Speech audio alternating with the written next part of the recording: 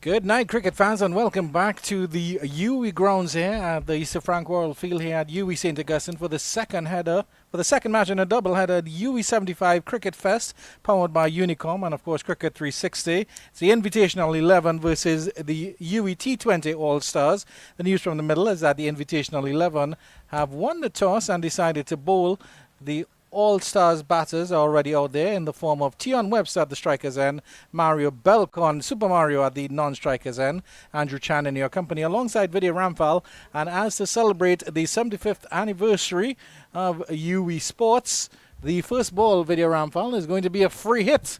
So all to play for here, and it should be a good game.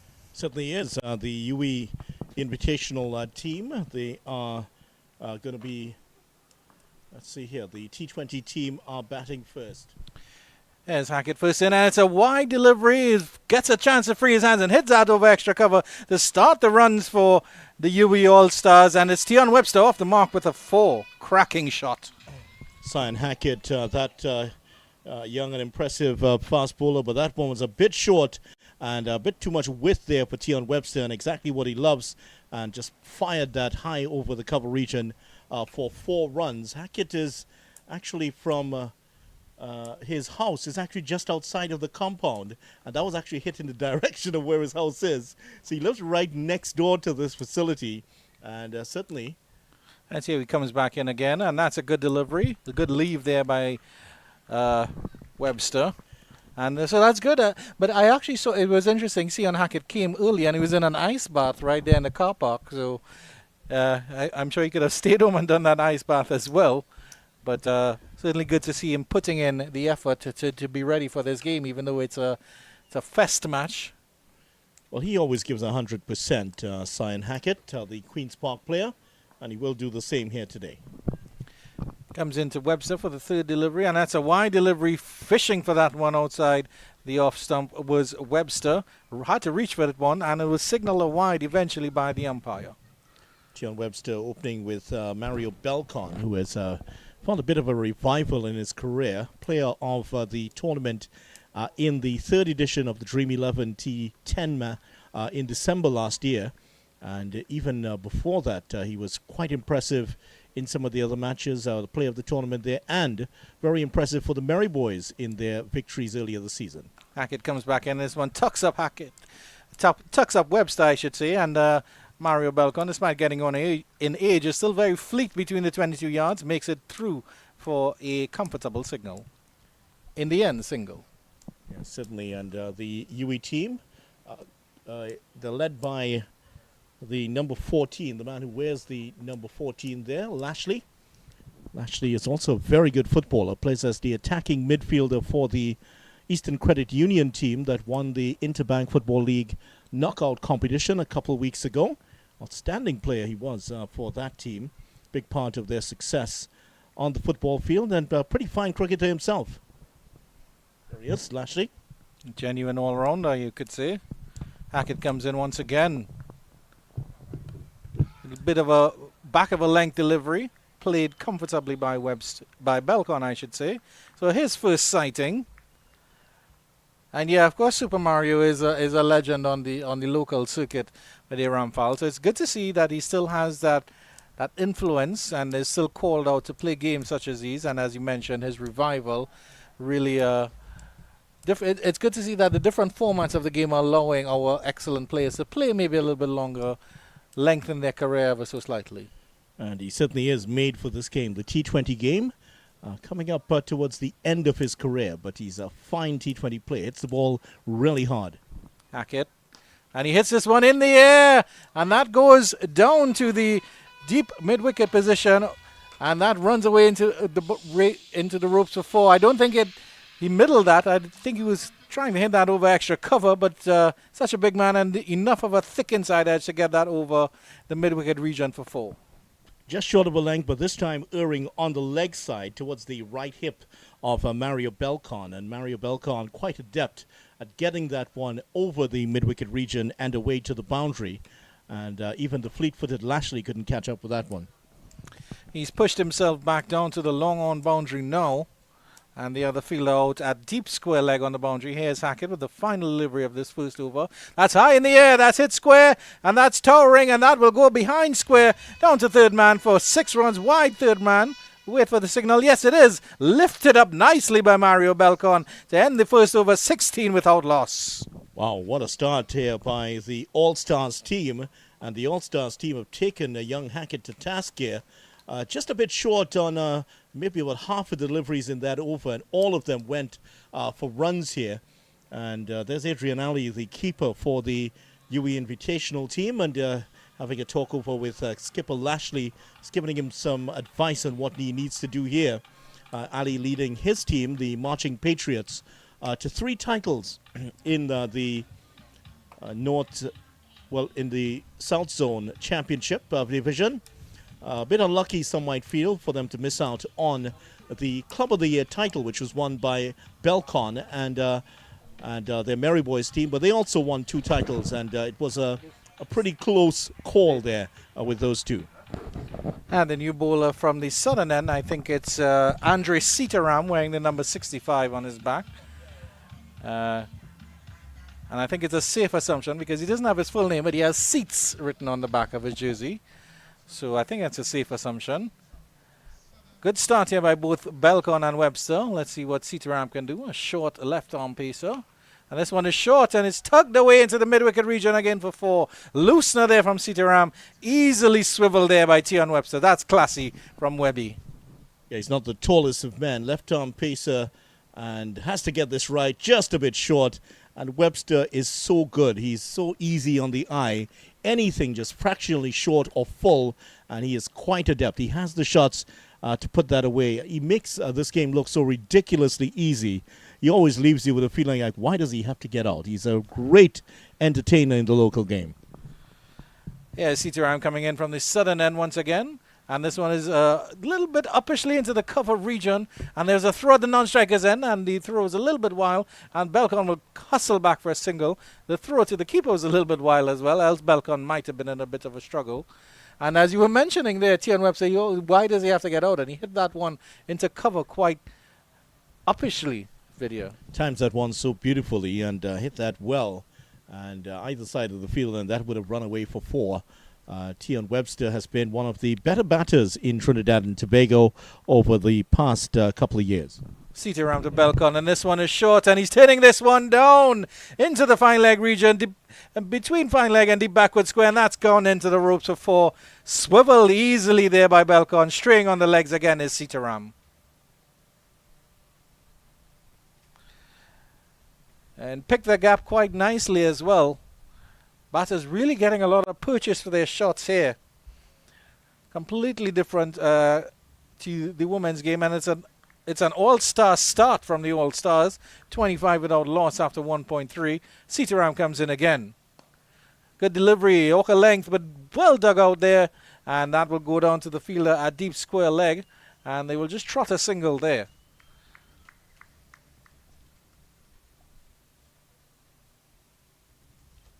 So it'll be interesting to see how the UWI Men's Invitational rotate their bowling after this rocking start. Will Lashley give Sion Hackett another over? I suspect he will, but probably hold him back for 2 overs later on in the game. Here's how Sitaram goes. Another short delivery, turned into the leg side again. Webster will feel like he missed out there. Maybe went trying to go too hard on that one. 26 without loss. And a rare dot delivery just in the first 2 overs. Especially when Tion Webster's batting. And Webster was on the fringes of the first-class team coming into the season last year, but produced a great innings in one of the trial matches and found himself back in. This one he plays quite comfortably, pass back the bowler, and they will just jog a single. So Webby will pinch the strike from Belcon to start the 3rd over, and after 2 overs, 27 without loss. It's a really wonderful start here. I really don't think the UWI All-Stars can be complaining at all. But the UWI Men's Invitational, they really need to find a bowler who can step up for them. Yeah, the problem has been Tion Webster. 11 of 7 deliveries so far out of this score of 27 without loss. And you this is what you would expect to happen in the first 6 overs of the match. Now, if they can get Tion Webster early, that certainly will be a big blow here for the UWI men's invitational team. But he really is the man that provides the scoring, the impetus of the innings early up here. And it looks like it's going to be Cyan Hackett out. It's going to be looks like Stefan Solomon is going to pick up the attack. So immediately the change coming here for the UWI Invitational 11, needing to arrest this run rate. And Stefan Solomon looks like a tall fellow. So it'll be interesting to see what he can get. And of course, Vidya, he's bowling to the southern end of the pitch, which you said was a bit more of a problematic area for batters. It might be more for the spinners. The spinners might come more into play than the pacers. Well, he's actually done, it actually has looked pretty good. The ball's coming onto the bat. Let's see how Webster adapts. Solomon is in, and that's a good delivery, tucking up Webster, but he plays it comfortably. Keon Otley does the fielding there. And there's no run, so that's a good start from Solomon. Looks like he has a fairly smooth run up to the crease, using his long arms and long limbs. Yeah, he did. He's been in many sports, Stefan Solomon. There are records of him in the sprinting events, 100, 200 meters. And I think he would have run a couple of 400 meters in some years ago. Solomon comes in again, and he uppercuts this one just over the point region, and he'll run away for 4. The point fielder threw himself at that one, but if you're going to flash hard, as they say, Tion Webster gets away with another 4. Just a bit too much width on offer there from Solomon, and that one, Webster, well, certainly is going to go hard at all of these. Very good drive of the cricket ball, cuts the ball very well, and it's sure that there were a couple of alarms in his as he looked at that ball flying past the fielder, but Solomon himself might have been in a position to take that one, but with a much shorter player at that backward point position, that was high over his head and an easy boundary. Bit of extra bounce extracted by the tall Solomon as well, as he steams in. And this one is a more conventional cut shot, but that is beautifully carved away, and a good feeling there on the ropes there by deep point fielder coming around the ropes there. That he really threw his bat at that one, but got a full connection there, Webster, and they come back for 2. So they march on here, the UWI All-Stars, 33 without loss after 2.3. That's, I believe that was Badesi with the fielding out there. A nice athletic bit of fielding. Nice dive to stop that one. Badesi would have been part of the Trinidad and Tobago Cricket Board Awards last week. Collected several awards there for his performances in the 2023 season. Badesi at deep point, and another fielder deep backward square leg. Those are the 2 fielders outside the circle. Solomon comes in again. Hackett tries to pull this one over the deep square leg region and just dribbles off into the mid-on area, and the captain, Jamil Lashley, picks it up. Very good start here, as you would expect, from the UWI All-Stars with Webster and Belcon in operation. Especially Belcon, 15 of 5 deliveries so far for him. And these two, you would have expected 2 batters of this quality would provide a really, really good start. And that has certainly come to fruition. What do they have to offer later on, though? Solomon comes in again, and this one is straying on the leg side. The square leg fielder has some running around to do. Has to run around almost to mid-wicket to get that one.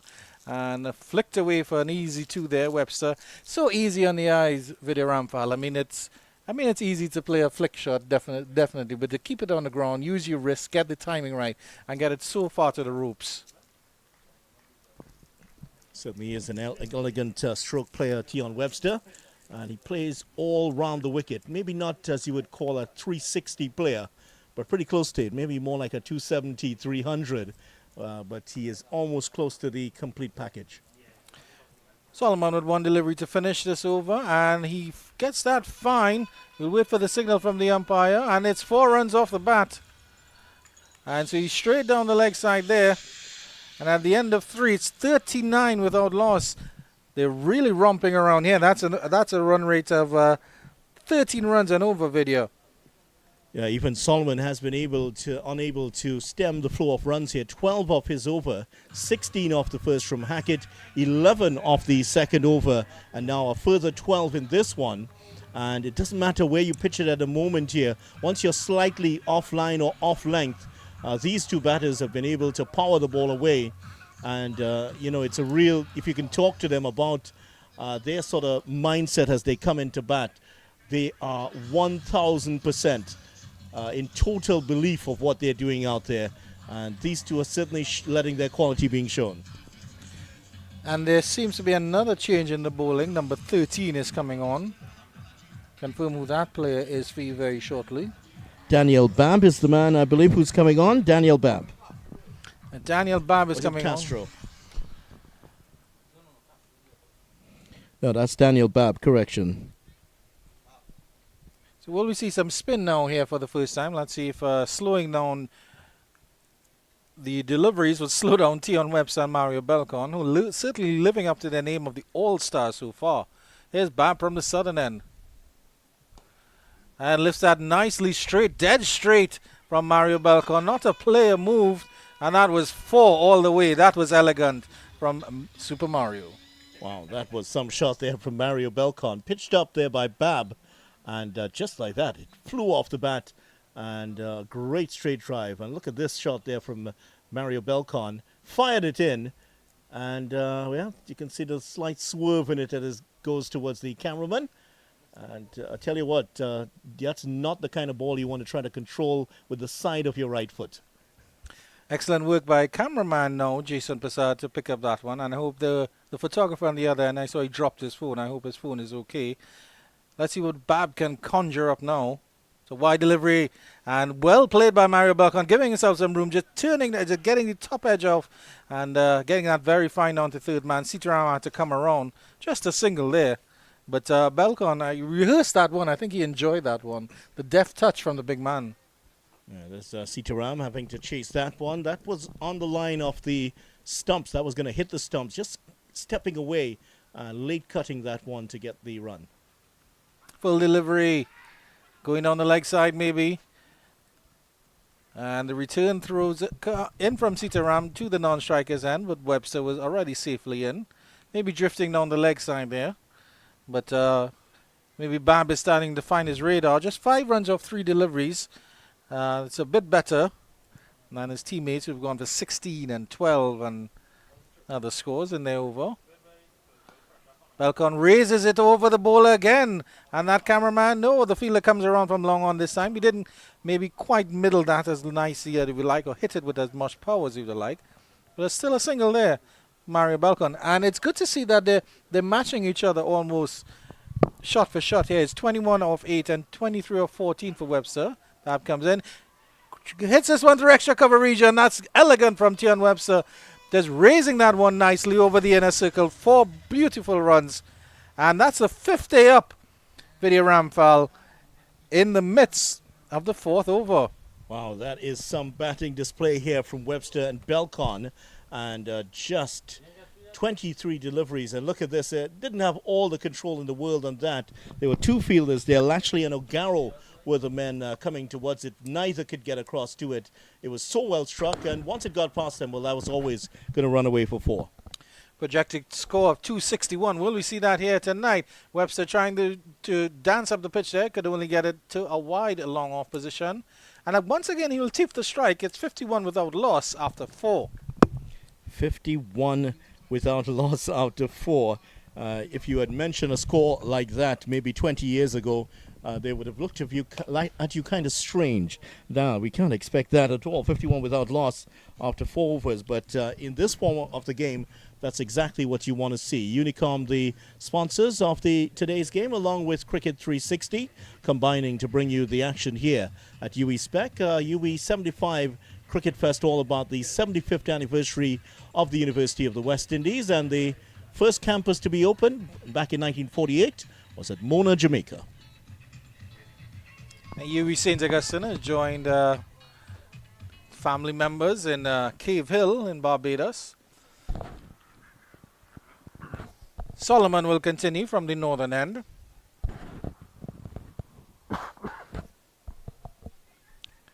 Webster on strike, 28 off 16. Up in the air, that's high. It has disguided. Solomon is going back for the catch, didn't quite make the ground. Miss hit there from Tion Webster, but he survived. Solomon with a wry smile on his face. That tends to happen with Tion Webster going very well here. Just a one miss hit, but unfortunately for the Invitational team, unable to get the catch this time. But Solomon with these clever changes of pace, just inducing a false shot there from Webster. Let's see how Webster responds. And this one is flat batted past the bowler. Didn't get quite enough connection on that, but Webster will trot through a single. Good feeling there by Sion Hackett. 100%er, as you said, Vidya Rampal. Really throwing himself at that one. Lovely outfield here at UWI Spec.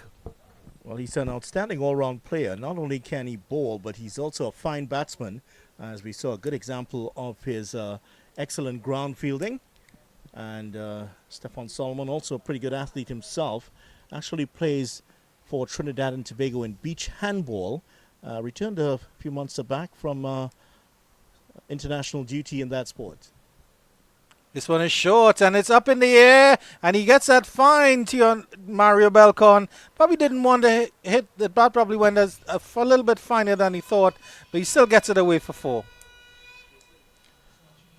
Yeah, that one just climbing over the head of the fielders, but a bit shorter this time from Solomon and not in control of that one, Mario Belcon. I think he was a bit surprised by the amount of bounce and towards him that time. We did talk about that side of the pitch being a bit pockmarked, so every now and again there's maybe a little bit less. It's the sort of end that you have to play more with the straight bat, but that time the horizontal bat shot that came off the edge and away for 4. Solomon again, and this one is fuller, and this one is hit past the ball again. Sion Hackett does excellent work there at mid-off to get the hand down. And it's another good shot there by Belcon. He's going on to 26 off 10. Tion Webster 29 off 18. The projected score 244 for the Rampal. I'm not sure if they'll quite get that, but I'm guessing if these two continue in that vein, we could be looking at a score close to 200. Yeah, these two can certainly do a lot of damage. They've done a fair amount of damage already to the UWI Invitational team's chances of winning this match. How long can they carry on? Solomon comes in again. This one is high in the air. That is a towering 6 over mid-wicket. The popcorn vendor better look out there. Tion Webster got full connection with that. Stefan Solomon, you have been taken to task. Well, that's the first one to leave the playing area. That one cleared the fence just around the UWI Spec here. That was Cameron Akmal-like. I remember we were speaking about Cameron Akmal hitting some big ones here back in 2007. That one flew as long as anything that Cameron Akmal would have hit here at this UWI Spec ground. That is huge. And that flew like a plane. I think Jason Prasad, our cameraman, is giving his keys to someone now to move his car because he's parked very close to our commentary position. Solomon comes in again. Another short delivery, short and wide. And that one gets a thick outside edge, Tion Webster. When it's all going your way, it is all going your way. That streaks down to the boundary for 4. 67 without loss after 5 overs. Stefan Solomon, none for 28 off 2. Wow. I don't know what to say. I'm just glad I'm not on the UWI Invitational bowling tide right now. 16 runs off that Solomon over, 6 and a 4 to end off the over. 3 boundaries struck by Webster and Mario Belcon in that over. And this merry start here from the UWI All-Stars team continues. And to think that this venue is going to be used in the T20 World Cup in the warm-up matches next year, I'm sure some of those teams that will be campaigning here will be looking forward to bat on this particular patch of earth. This second pitch from the left is the one that has been an absolute belter. Several of the players were telling me that the one to the left of this is also a pretty fine pitch, and it has been, had that reputation of producing a lot of runs in years gone by. Yeah, the rope is pulled in quite a bit from the boundary's edge, but even if you push it back to where we are sitting in our commentary position, I think Tion Webster still would have scored a 6. Sion Hackett is getting a change of ends now. He initially started from the northern end of the ground. He's going to come from the southern end now with Keon Otley directing business here. And the fielders outside the circle still at a deep forward square leg.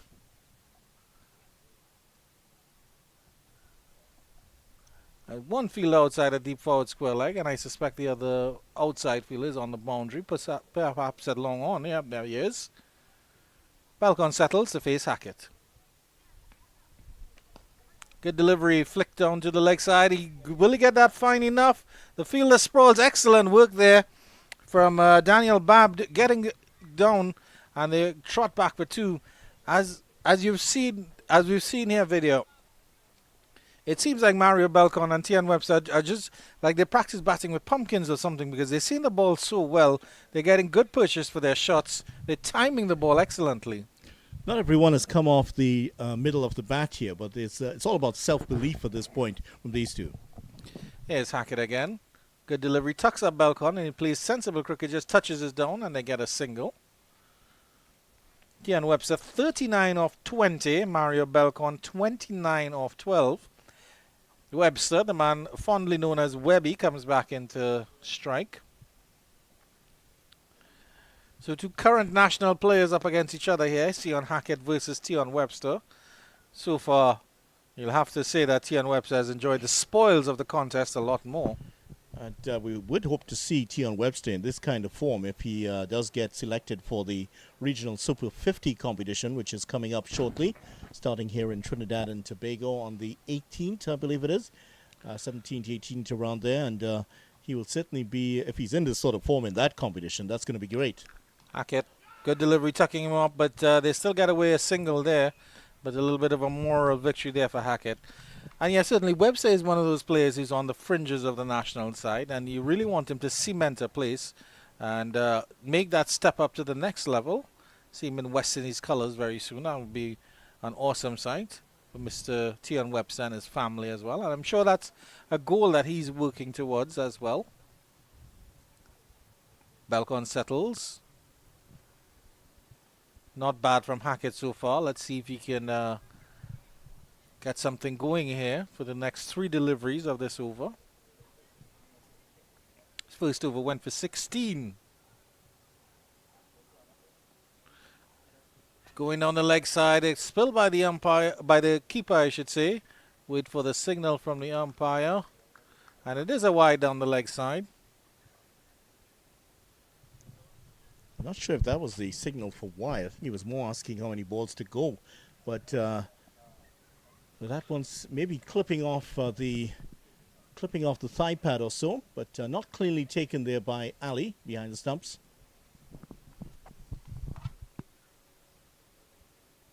Yeah, you're quite right. The umpire did signal two, Avinash Narayan. Two deliveries left in the over. Turned into the mid-wicket region calmly by Mr. Belcon for a single.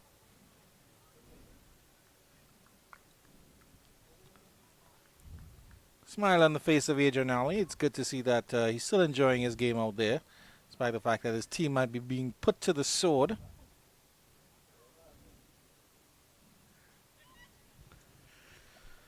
Fairly quiet out there from the UWI Invitational 11. We need somebody to just start getting things going. You certainly won't want to roll over for the All-Stars here. Either way, UWI wins on the 75th anniversary of campus. Hackett comes in, tucked into the leg side again by Tian Webster.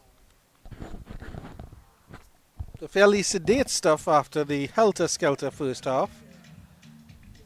And that is the end of the sixth over. At the end of six, it's 74 without loss. Just 6 runs in that over. So Hackett will feel slightly better about life now. 2 overs for 23 runs so far. Just the 3 dot balls. There have been precious few dot balls so far. Just 8 in all that we've had throughout this match. 74 without loss. So they're starting to pull things back. And now, hopefully, with more fielders on the outside of the circle, they will have the opportunity to perhaps a few of those edges will go to fielders, as they will try now, the Invitational team, to pick up a few quick wickets. And there are still a lot of West Indies supporters around. That gentleman there in his West Indies colours still showing support. There's a lot of disappointment around the region that the West Indies are not in the World Cup. This is the first time since 1975 that the West Indies have not been in a World Cup. 48 years ago, the World Cup started, and it's the first time in 48 years no West Indies team, but that gentleman certainly showing that he is still in love with West Indies cricket. Yeah, that's a heartbreaking scenario. And in all fairness to the West Indies team, they did have the chance to qualify for this year's tournament. They won't be there. And but it's nice to see the camaraderie that you associate with cricket, and a lot of players came out on Twitter and I think they call it X now video, but on social media expressing sadness that the West Indies and disappointment that the West Indies won't be participating. Change in bowling from the southern end, number 29, Navin Badesi will be taking up the attack. Spin from this end. Tucks up Belcon and he gets it away for a single. Or Webster, I should say. They come back for two? It's a good fielding. Good cricket, I should say. Good running between the wickets. Fielders on the ropes. Deep mid wicket in place. There's also a deep square leg. That's on the leg side. Long on in Captain Lashley. Hackett is on at the mid-on position, and there's also a deep cover here for Badesi. Drifting down the leg side, and that one will be called a wide. That probably was the arm ball, trying to just go on with the direction. Didn't quite get it right there, Badesi. 41 of 22 for Tion Webster.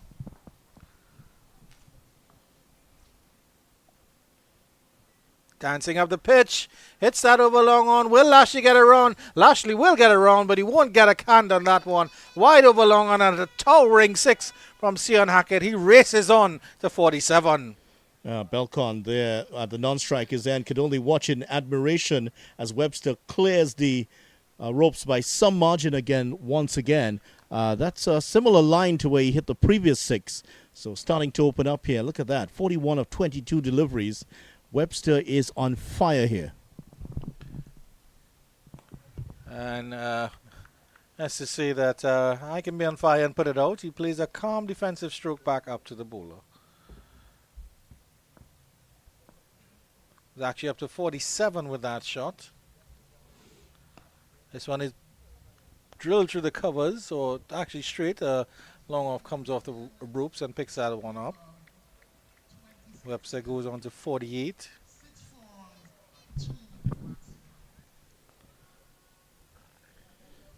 Tion Webster, what an innings this has been from him so far. And number 21 on his back. Oh, Belcon goes straight, and Belcon goes for 6 as well. That's as dead straight as you like. Sion Hackett will just retrieve that from the protector boards there. But that was as straight and as sweet as you would like. Wow, that's a short-arm jab there by Belcon. There might be a few more grey hairs in the beard of Mario Belcon these days. I tell you what, he isn't hitting them any closer than he was a couple of years ago. He is hitting them just as long as ever. Boy, this man has been a wonderful striker of the cricket ball. Lashley might be wondering where to turn now. Belcon trying to do too much there, trying to give himself some room. Well done by Badesi for following him there. And that does end the over there from Badesi. It's a very, very expensive one. 13 off it, I believe. A couple of 6s in there also. One wide of the long on position. Another one very straight from Mario Belcon. And Super Mario and Webby, the two Marvel superstars there of this particular team. What a start this has been for this UWI men's invitation into this tournament. And the UWI T20 All-Stars have started off like Marvel stars here. Two superstars of the game. Well, I don't think Super Mario is part of the Marvel universe, but I would This is the cricketing one. I would certainly love to see that crossover. Super Mario alongside Iron Man and the Hulk. Yeah, definitely. That's a lovely crossover I'd like to see. Daniel Babb seems to be coming back from the southern end. It really doesn't... Jamil Lashley probably has such a headache right now, wondering who to turn to, or who can he turn to just stem the flow a little bit. Because the spinners haven't been able to control these two. The pacers have been taken to shreds. Let's see if Babb can settle down now. And Tion Webster does not allow him to settle, and instead tonks him over long off for 6. Oh, that's a pretty good shot there by Webster. Just a shimmy down the track, and that is cleared. That's gone all the way for 6 runs. And there were a scattering of spectators at the back there, and they absolutely parted like the Red Sea as the ball flew towards them. Another outstanding hit here from Webster. I think that brings up his 50 as well. We'll have to confirm that. He gets a wide delivery and cuts that down to the deep point position, and it is just a single. Belcon with his wide brim hat on. Clearly deciding, hey, I didn't need the helmet to face these spinners. 96 without loss. MJB on his back. That might be a superhero name. 96 without loss. Tion Webster up to 57, and that's the end of Mario Belcon dancing down the pitch to Daniel Babb. Clean stumping there by Adrian Ali. It's the end of a beautiful partnership. 96 for 1 UWI All-Stars. Well, it was always going to be a chance coming down the track to the left-arm orthodox spinner because the ball's turning away from you. He went straight down the track at the ball and maybe didn't accommodate enough for the amount of turn there was, and he was left stranded. Ali, the easiest of stumpings that he would have ever had to accomplish. And that's the first wicket down, and it's come down at 96. So an outstanding start here between these two, Webster and Belcon. And someone has to come out there and continue the good work of the UWI All-Stars. And that new batter is out there. We'll confirm who that batter is as soon as we can let you know. But Tion Webster is still there. He brought up his 50th video Rampal, I think with that last 6 that he hit. So 57 off 27, and he'll be hoping that he remains there. It's Mr. Isaiah Raja coming in the number 3 position. An excellent player as well. Another one on the fringes of making his name as a national player. And another one who has the potential to push on to the highest levels of the game as well. Queen's Park captain Isaiah Raja played a big part in the team in the first-class setup over the last 3 or 4 seasons. But in the Super 50 team, he hasn't quite made his mark just yet. I'm sure that he will be hoping that a couple of good innings here will certainly keep his name in the selectors' minds, at least for that particular tournament. A different format here, but good innings, good batting will always be rewarded, I'm sure, by the cricketing gods. Let's see how Babb might be more comfortable bowling to the left-handed batter.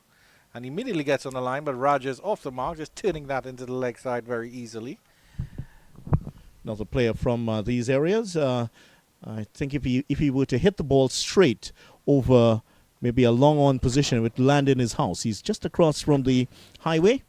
And here is the 75th anniversary free hit. This is for the 5th ball of the 7th over. So you get the why it's done. 75, 7.5.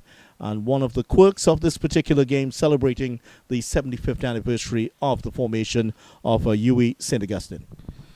And Webby will be on strike for it as well. Let's see if he can add some fireworks to the future, to the continuing celebrations here.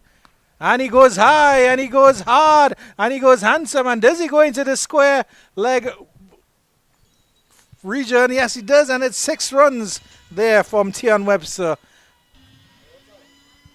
Well, for a moment, it looked like it was going to land in the stands just to the right of the scoreboard there. The fielder certainly was tracking it well, but there was no chance of catching that. That was always going to clear the ropes. That's the 100 up for the UWI All-Stars as well. And 7.5 deliveries. Full delivery down the leg side. Webster gets a sweep on and pinches the strike once again. 104 for 1 after 8. Great start here from these two, and now with the left-hand, right-hand combination, it's not going to get any easier for the bowlers. The 2 right-handers in there at the start of the game, and what entertainment these people watching have had so far. And they have the table out there, and there are a couple of drinks there for them, and I'm sure that they are enjoying the cricket that we've seen so far. DJ away to the left there, and it's been a sort of evening that it's great for cricket, and nice to see the people coming out to watch the game. Yeah, most definitely. If anyone is in the St. Augustine area, please feel free to join us down here at the Sir Frank Worrell Field. to the northern end of the ground, to the northern end of the UWI campus. It is a lovely campus as well, UWI St. Augustine. All these campuses, all the UWI campuses have their own little oddities and intricacies that are so lovely. Kisoon, another change in bowling here. Jamil Lashley shuffles his pack. Is the new bowler. Bisham Kisoon wearing the number 22. Attempted sweep there from Tion Webster. A red dot ball. He's unhappy with it. He thinks it should have been a wide down the leg side. Yeah, there certainly was a very good case for that. Webster still just marinating on that bit. He's going to have to shut that away at the moment because he's had a really good start. 64 of 30 deliveries. Can he carry on now and produce a real innings of magnitude here? He soon comes in again.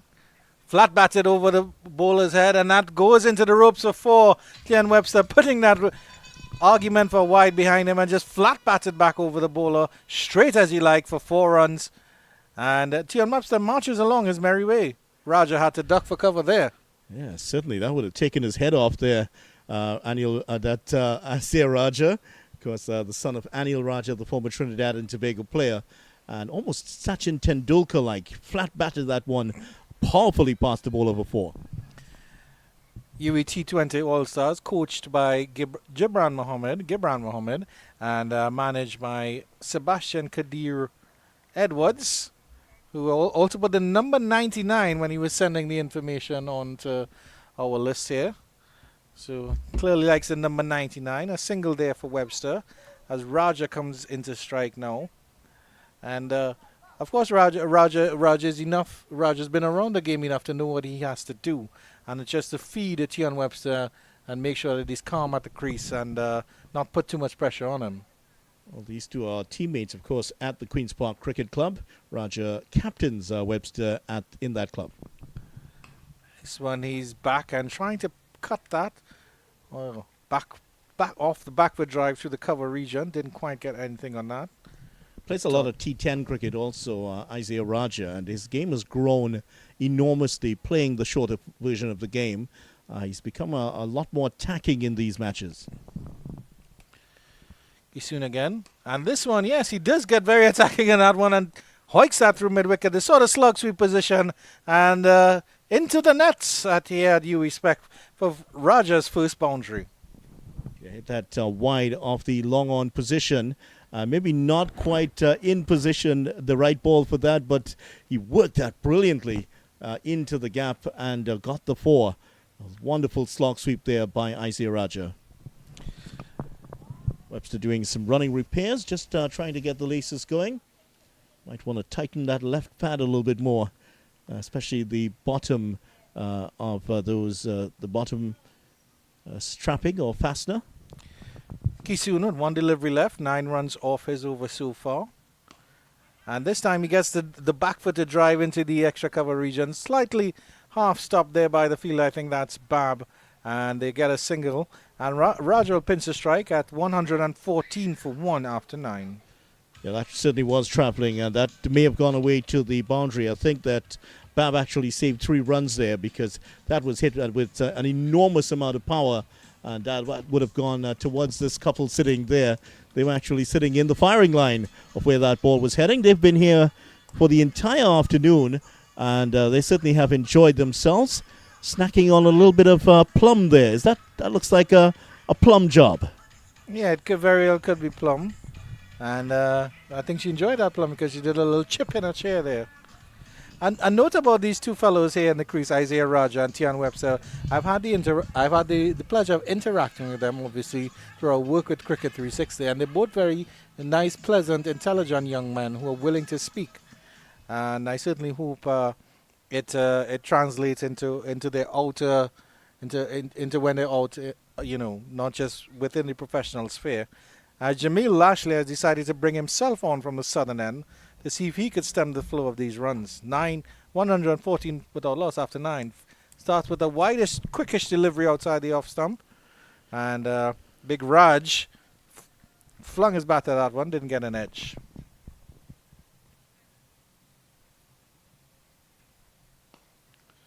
Full delivery and 2 dot deliveries in a row. That's good stuff so far from Lashley.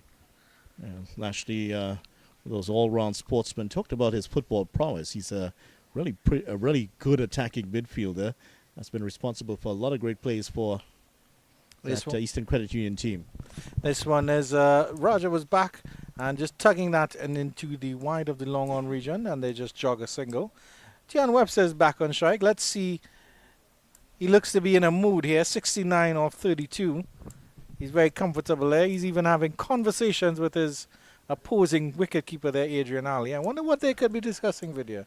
I don't think Ali's admiring his batting. Ali loves to engage the batsman in all sorts of crosstalk there. And he doesn't. He just loves to speak to everyone around him. And just trying to get into the mind of Tian Webster, who is destroying the bowling at the moment. Lashley drifting down the leg side, turns that backward of square on the leg side, does Webster, and just gets a single there. Now, yeah, wicketkeepers always are very chatty, interesting characters behind the stump, and maybe they need to engage themselves sometimes to just keep that, to keep their focus. Lashley continues to the left-handed Raja. Good delivery. Slow between middle and leg, and nothing Raja could do except turn it into the leg side, and there's no run. Good over here from Lashley, just 2 runs off it.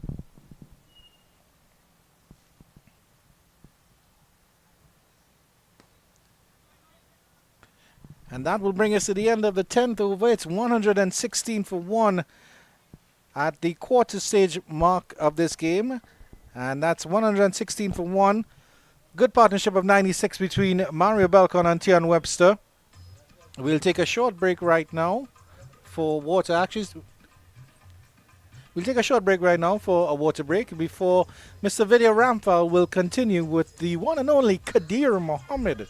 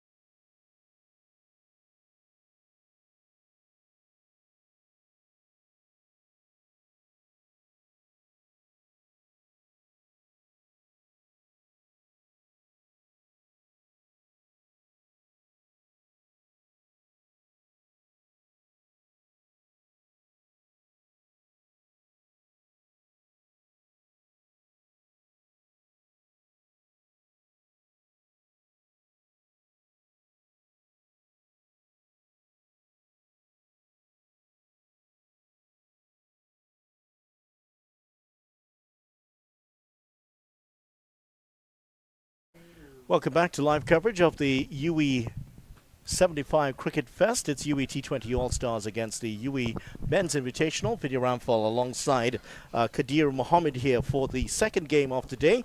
Earlier today, we saw a 4-wicket win for the UWI Women's Invitational team. They chased down 120 for victory over Phoenix Women's team. The first time that the Phoenix Women's team have actually lost for the season. That was a big win for the UWI Women's Invitational team. An outstanding innings of 68 correction, not out from the now retired Stacey Ann King.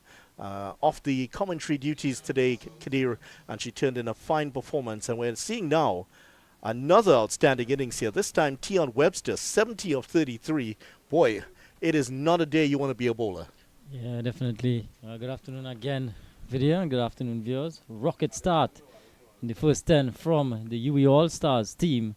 Tion Webster leading that charge, 70 from 33. And boy, oh boy, have we seen some big hits. We've certainly been entertained in the first half as the Kisun continues, and again Webster is getting a lot of this, and he's getting 6 more. So that one went wide of the onside. That's gone all the way for 6. And look at this. There's Kisun bowling with that off break, and Webster it was just too full for him, and he got that slog sweep in and put that away for 6 runs. And he has absolutely no fear of any bowler out there. Yeah, definitely in his arc. Tion Webster, and in the mood that he's in, he's not going to miss out. More defensive this time, but so many times we see players come off the break and lose their wicket. Not Tion Webster this time. And certainly for those who are hoping to see Trinidad and Tobago win a record extending 13th 50-over title, they'll be looking at this innings with keen interest and hoping this man is on the team 1 and he can reproduce this kind of form. Yeah, once he's in this sort of mood, difficult to dislodge. That was very short. He missed out there. Almost had to crawl to drag himself out to the other end, because that was so short there from Kisun that Webster should have fired that over mid-wicket for 6 runs. Yeah, felt as though he missed out, Tion Webster, but he's still there. Remember pre-game, looking at the surface, the wicket, and he was there, and I said, what are your thoughts on the wicket? He said, it looks pretty good for batting. Well, it's right. He knows what he's talking about. Raja's going to pick up one here. Might get more than that. That one, 2 players almost crashing into each other, and the ball gets past both of them. And it's hiding under the tractor at the moment there. And here's how it happened. Very short again. And Raja, look at how he turns that. Accommodates for the turn. And, well, that was a brave attempt there on the boundary by Hackett. But young Sion unable to get his hands on that one. Yeah, and Raja made that length. It wasn't that short, but he got deep inside of his crease and got enough connection. Beat that gap, deep backward square and the deep mid-wicket. Good placement from Raja. He's just starting to find the boundary now. Hit a wonderful slog sweep in the previous over bowled by Kisun. And Kisun, 21 runs already conceded off his 10 deliveries so far. And not a name that many would be familiar with in the local game. Getting his opportunity to play at maybe a higher level than he's used to. And it's a big learning curve for him. And tries to push that one through. A bit of a full toss. Raja's indicating, was that a no ball? Maybe just about that waist-high length. Yeah, just got away with that one, Kisun. But the current run rate is at 11.8. Projected score 236. A mammoth 236. Well on par to get that.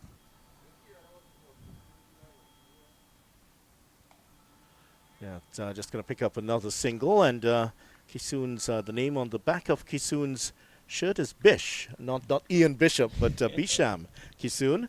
And there's the end of the 11 overs. After 11, it's 129 for 1. 13 runs coming off the over. There's Gibran Mohammed to the left of your picture. And he is, of course, the coach of the UWI T20 All-Stars team. And your namesake, Kadir, as he's called, the coach of the manager of the team and the national manager, sitting there enjoying the proceedings. Yeah, pretty relaxed. UWI All-Stars team. It's going all to plan at this stage. But the UWI Invitational 11, though, they really need something. They need someone here to produce a really good spell, just to string together some dot deliveries. It's just not happening. Lashley, though, captain, he's bowled his 1 over, just conceded 2, so maybe he might be inspired to do such.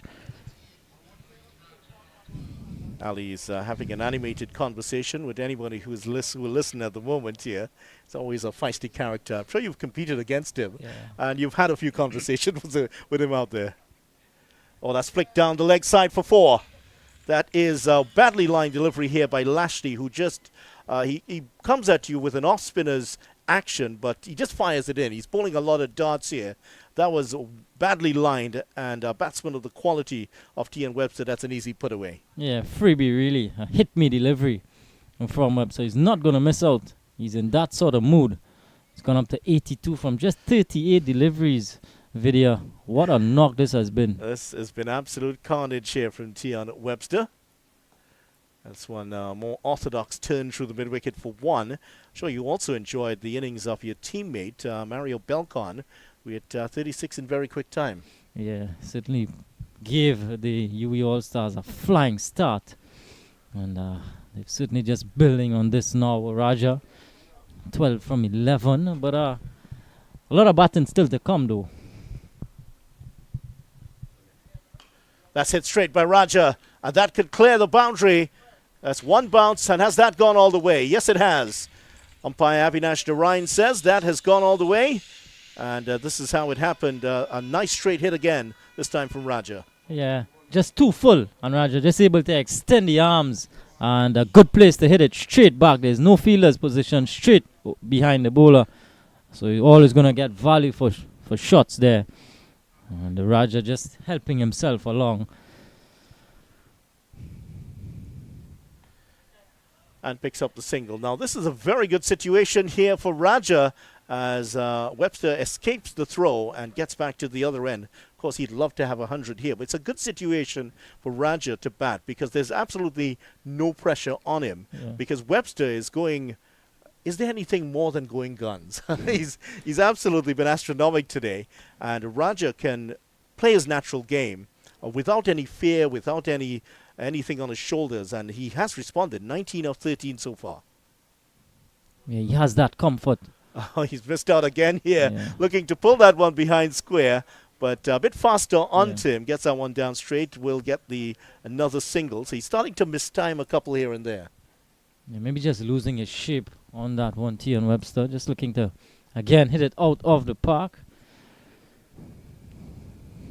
It's been a fine display of hitting so far. Raja had so much time. Look at that. He had the time to open his wrists and just change the shot slightly and pick up the single.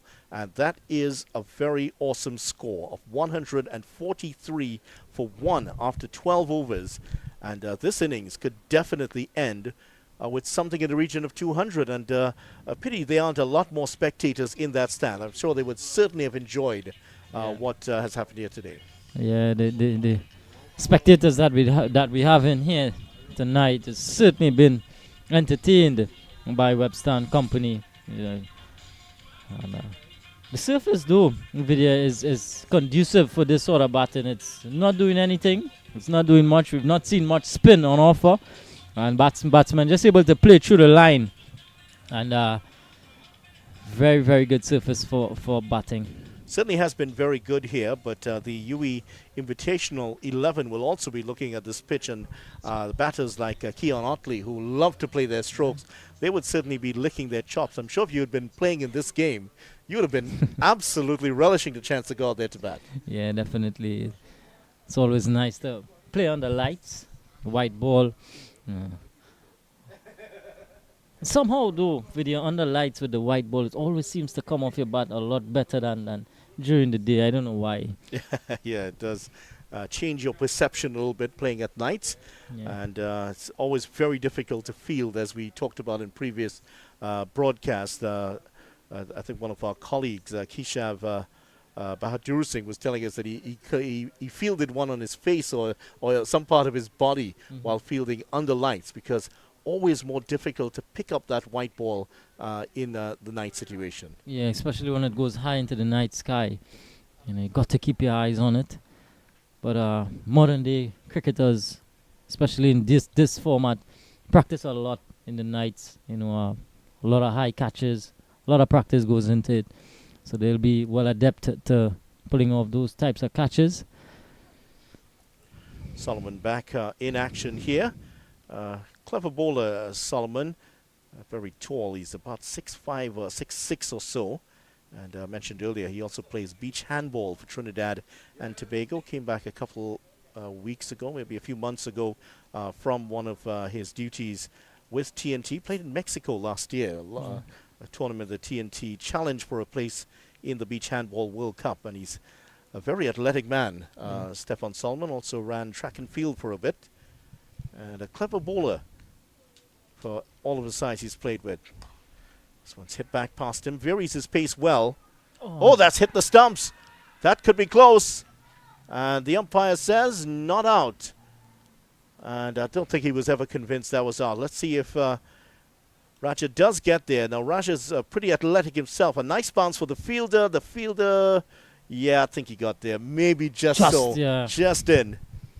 But some good fielding from Lashley at mid-off. A good pickup, quick release, and hitting the stumps. Always asking questions. But I felt as though Solomon, though he bowled a bit unlucky early on. A couple of edges that fly past the keeper. A couple of top edges as well. And always that extra bounce because of his height. Yeah, then he does vary his pace well, runs the fingers over the top of the ball, changes his pace well, uses the conditions. And there was one that Webster propped up and it just dropped behind him. He tried to get back to it. No one was able to close in and take the catch. Hackett was the closest to it, but even he, with his athletic skills, wasn't able to catch up with that one. Solomon, 23 on his back. Michael Jordan's number. Full toss. That's not going to beat the fielder. That's a good bit of fielding there in the outfield. And keeps that one down to a dot ball. Rare dot ball in this particular scenario. Yeah, there haven't been a lot, and even that should have been put away. Full toss. Webster would have felt as though he missed out. Solomon's looking to change the field. Ask the square leg to come to a mid-wicket position now for him.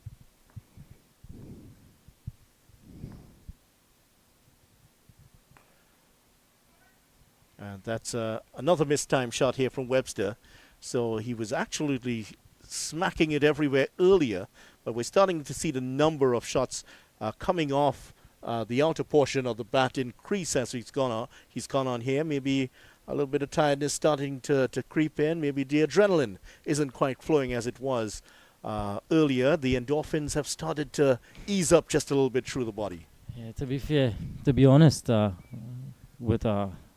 be honest, I thought as though Solomon just took some pace off of that delivery, allowed for a mistimed shot. More changes to the field. Mid-on drops back now to long on. And the captain himself, Lashley, pushing himself back to the boundary. Oh, is that a no ball? It is signaled already as a no ball, and that's running down towards the boundary. And even Ali couldn't keep that one in. And there is the indication that that one just slipped. An apology from Solomon to the umpire. But that is going to be a free hit. A partnership of 51 already. And the contributions are 21 and 28. Webster again dominating another partnership, as he usually does. Yeah. Striking above 200 is Tion Webster. 85 from 42. Absolutely ridiculous, isn't it? Definitely 100 for the taking here.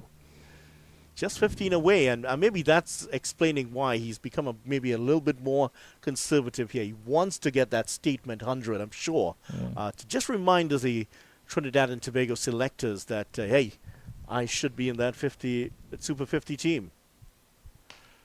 Hits that one well, and that's gone for 4. Don't think he was too pleased with the contact he got, but got enough of it to beat the fielder down to the boundary for another exciting 4. Yeah, again, back of a length delivery and just flat batted, swatted, really, from Webster. Maybe he was aiming a bit more mid-wicket, but he got the connection, got the result. And he's picked up another boundary. 150 coming up in the process. It's 151 for 1.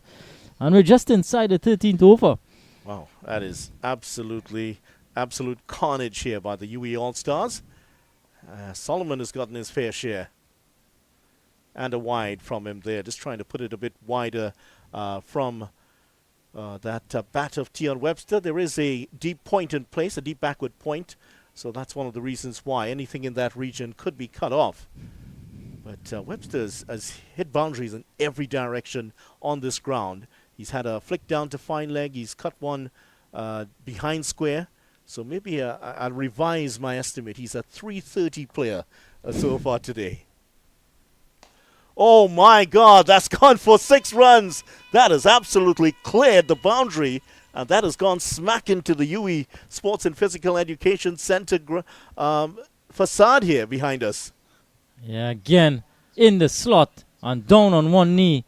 Got the connection again, and away for another maximum. Webster goes into the 90s now. 95 he is. Just 5 away, 1 hit away from 100 here. Tion Webster, and my oh my, most of his attacking shots has come off the middle of his bat. Down the leg side, and that's another wide. Well, there was a wide and then the 6, so he might see that as some kind of omen. So far in this over so far, 8, 14, 15 runs off the over, and we still have 1 ball remaining.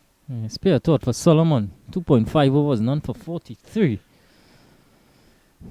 Yep, even the wisdom of Solomon has fallen short here. Yeah, the deep fielders really serving as just spectators at this stage.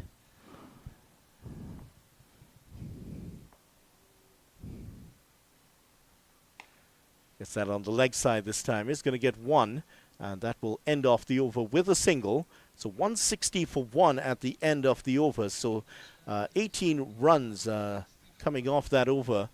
17 runs, correction, coming off that over. Another exciting over here for the UWI All-Stars. Tion Webster is on 96. He's going to have the strike.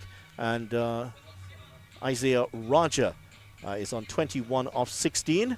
And you mentioned the fact that there's a very relaxed-looking UWI T20 All-Stars camp. But why not? When your team is up 160 for 1, and still they have Otley to come in. He's another exciting stroke player.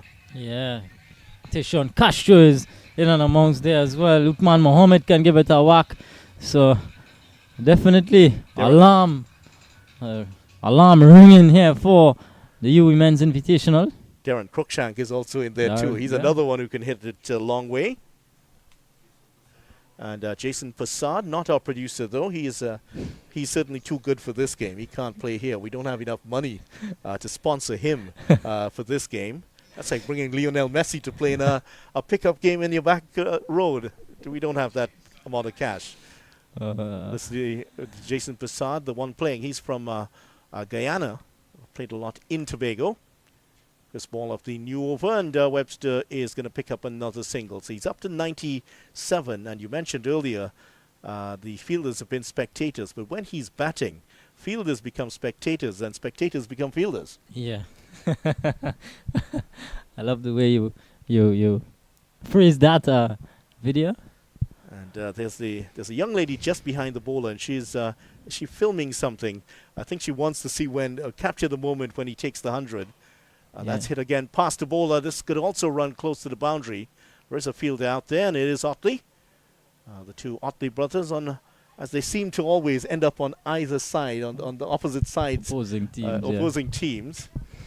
Actually, there was one game in a tournament last year, the National T20 competition. They were rival captains. That's backyard stuff, you know. They're captaining teams against yourselves. Webster is 3 away from 100 here, and the cameras are back out, and they're trying to capture Tion Webster getting 100, and I think he might take on Sahadeo here. Gets that past Sahadeo, and well, he's going along at a rather pedestrian pace of a runner ball. Yeah. Certainly eyeing 198 years, just 2 away, but a new bowler into the attack, and immediately he starts under pressure, but he's held his own so far. Sahadeo, just 3 conceded in his 4 deliveries. He'd want to finish this over well. Well, Racha's trying to take him apart here. That might go straight to the field. It does.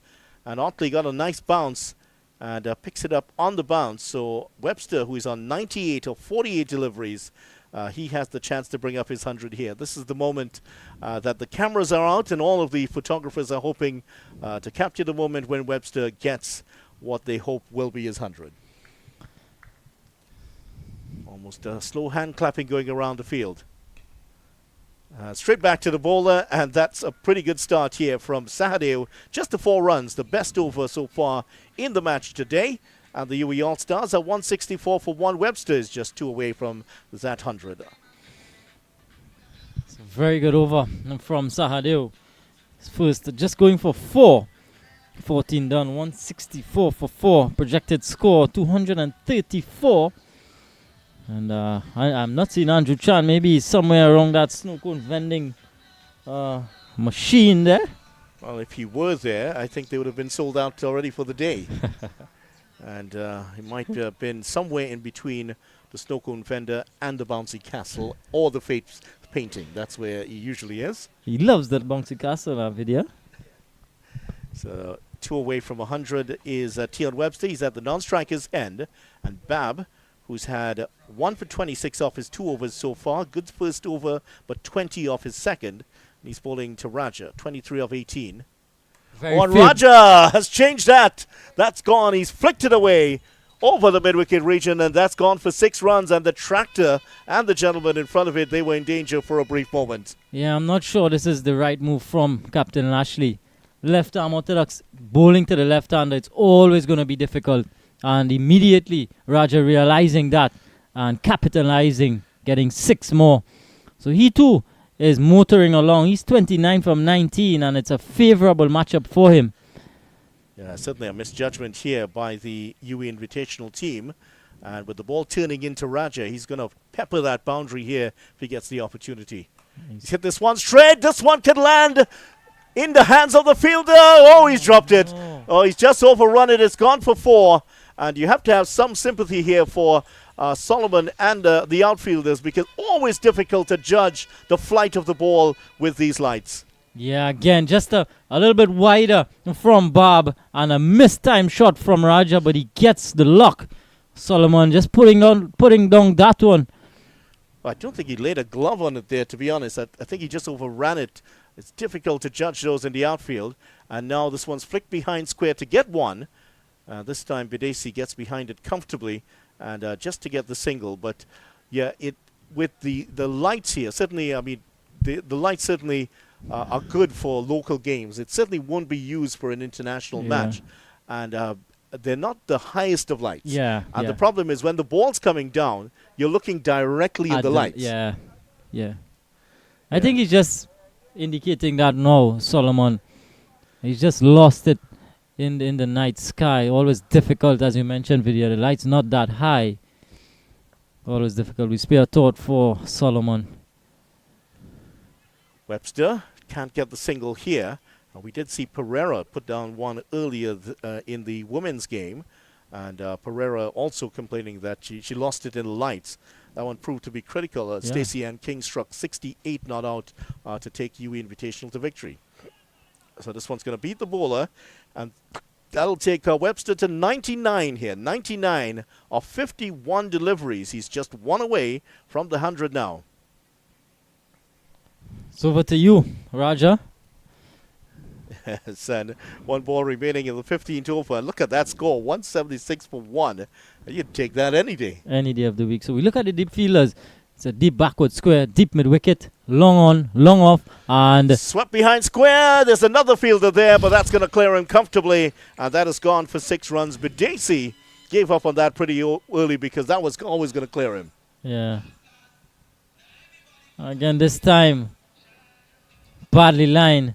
And Raja, good piece of it. Bidesi had no chance in the end. So the runs continue to flow. 182 for 1 after 15 overs. Yes, you're hearing right.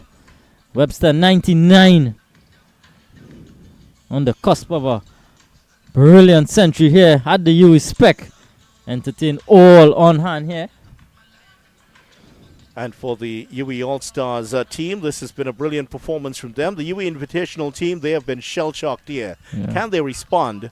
I'm sure that their batsmen will be telling themselves that, given how good the surface is, yes, we can also put in a good fight in this match. And Webster, 51 deliveries, 99, still in conversation with Ali, the councillor for retained his seat in the local government elections recently.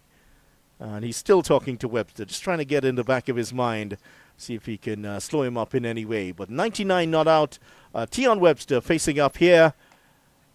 Works that one away, and there is his 100. Comes up off 52 deliveries, and Tion Webster gets his 100. 100 off 52, and he gets an extra one for credit. So a brilliant 100 from Tion Webster, and the former TKR batsman celebrates a popular 100 here at UWI Spec Grounds. Yeah, excellent knock from Tion Webster. 101 from just 52 deliveries. Absolutely pummeled the bowling to all parts of this UWI Spec ground. But video though, Sahadir went for 4 in his first over, but I'm not sure it's the right move to bring him back at this stage. I might be looking at getting Webster out. So I might be thinking about Hackett, bringing him back at this stage. Webster picks up another run there. Couple for him to get to the 100. And Tion Webster, look at that. 102 off 53 deliveries. 9 fours and 6 sixes. You'd take that any day. And twice on Sundays. And that's right. Well, it is Saturday, so we'll take it once here for today. And Webster has done exactly what the doctor ordered here today. Big 100 for his team, the UWI All-Stars. Well, he's done his job. Maybe he might be thinking about And that's gone down to the fielder again. Otley is there to make the stop. That's Keon Otley. And there to make his stop. And 102 off 53. And a timely reminder to the selectors ahead of the Super 50. Yeah. A really intentful statement here from Webster. Well, he almost holds out here. That one almost carried to Lashley, who did very well to make the stop because that was dropping on him. Had it gotten past, it would have gotten another couple of runs, but that was a good stop there by the UWI captain. Yeah. Comes down the track, and he has hammered that long. And look at that, fly through the night sky. And that has cleared the infield by a long way. Massive hit once again there. And that is Tion Webster. Now that he's gotten to the 100, we can expect the fireworks to begin once again. Yeah. Reigniting that fire, Tion Webster. And so he's done his job with bat in hand, the video. He might be able to just be substituted or to be replaced. I don't think he wants to get off there at all. He wants to do some more damage here. That's the kind of mentality you want to encourage. And certainly earlier today, there was an absolute cracker in the World Cup at Delhi. South Africa, 428 for 5. Sri Lanka, 326 they made earlier today. Chance at a stumping here. He gets back in time. And that was absolutely fabulous because Sri Lanka were dismissed in the 45th over and they lost by South Africa won by 102 runs. But that was a real slugfest there. 192 for 1 here after 16 overs. Shades of what we saw earlier today. Yeah. The highest score in World Cups put on by South Africa, that 428 for 5. And also the highest cumulative score because that could have been even though Sri Lanka lost by 102 runs, which is a hammering in any sort of game, but I don't think too many people will be angry with them because they scored 326. My, that's a lot of runs. And they produced 754 runs in that game. That's another world record. Mind-blowing, isn't it? Yeah, and just to give you some of the details, Quinton de Kock, 100, Rassie van der Dusen, 108, Aiden Markram, 106, 300 scored by South Africa in their innings. Now, there wasn't a 100 scored by Sri Lanka. 76 from Kusal Mendes, 79 from Charit Asalanka, and 68 from Dusan Shanaka. Yeah. So there were a lot of runs there. Sitaram returns here, and after 16 overs, the UWI All-Stars are 192 for 1. And the dangerous Rajan, 41 of 23. He's nearing a milestone at the moment. And Tion Webster, 108 of 56. Hello and goodbye. That one's knocked away. Just going to get one this time. And that's smashed away there by Raja. Just going to be one. And he's played the ideal innings here for his team. Yeah. And yet still, he's 42 from 24. So he's striking at exactly, just under 200 is Raja. But Sitaram, though, he's vertically challenged, if you like. Very, very short, skiddy type bowler. Vertically challenged, you say? I'm sure he's going to have a little talk with you after the news of that comes across. 65, but had a good start to his spell. But 12 runs conceded off his first 7 deliveries. One that's hit straight. This could be caught. It is caught. That's the end of an excellent innings here from Tion Webster. And that is a brilliant catch, hit straight down. And Bab, to his left hand, makes up the ground and takes an excellent catch. And here's how it happened. Sitaram striking the blow. Yeah, down the track again, Webster. Didn't get the elevation, but Bob running around and taking a good catch. Safe catch. In the end, gets rid of the dangerous Webster for 108. We All-Stars 193 for 2. And Sitaram has given his team the wicket here. There he is, Sitaram, which if you are of the East Indian variety, you'd know that that last name is a greeting. And he's used that delivery to say goodbye to the man in there. That's goodbye to Webster. Well said, video. And in comes Darren Cruikshank. But yeah, certainly a well-played innings, a well-constructed innings, a real entertaining innings from Webster, destructive one. Bit of refreshment there. It's been a hot day once again here. We talked about that earlier during the women's game. Darren Cruikshank, who has been waiting 16.2 overs to get out there. And he does have that sort of warrior's mentality, Cruikshank. When he gets out there, it's all about business. Very nice young man when you talk to him outside of the game. Yeah. Always smiley, but that smile disappears once he crosses the white line. Such a fierce competitor, Darren Cruikshank. Very, very experienced around this local circuit. Spent a number of years at Queen's Park and, of course, now representing the Mary Boys Sports Club. In fact, he was the player of the season, player of the year for North in the Premier 2 division. That's hit straight. That's not going to carry to Bab this time. Bab may have had a shout at getting that one, but I tell you what, he lost it in the lights. He's just indicating to his captain there, just couldn't see it because he was frozen in the lights literally, and eventually just did the wise thing and stay back and prevent it from going into the ropes. Yeah, hit flat by Cruikshank, gets off the mark. Projected score 235. Video? Yeah, 225, 235 in fact it is at the moment. That's once hit straight, and Bab is there once again. Gets a nice comfortable bounce to make the stop. And was that, let's see, what was the height of that? It's not a no ball, so that's going to be all right. No free hit after that delivery, but just lost control of that one. Sitaram, whose figures are looking a little bit better, 1 for 14. Tell you what, it's a very good over so far. 3 runs and a wicket in it so far. 2 legal deliveries to come. Full tosser, this might be another wicket here. And Bab, oh, unfortunately drops it this time. Not the easiest of positions to field. Got his hands to this one. And he's looking straight into the lights once again. Unfortunately, got his hands to this one and couldn't hold on. And as you can see there, he's just looking straight into the lights as he's trying to take it. Very difficult. Very, very difficult from that point. And but with that catch he took early on, he certainly would have expected him to take that one. And that's played down the leg side. That's a good stop there by Otley. That was spinning away from him. Did well. This one was looking straight into the lights. The catch he took was actually very straight because there were no lights behind in the direction. So that one was a bit easier.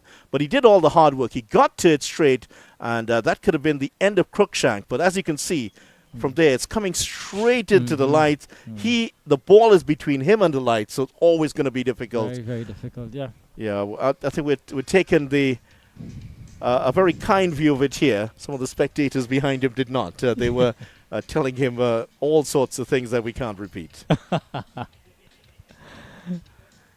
3 overs to go, 18 balls, and they're just 4 runs away from 200.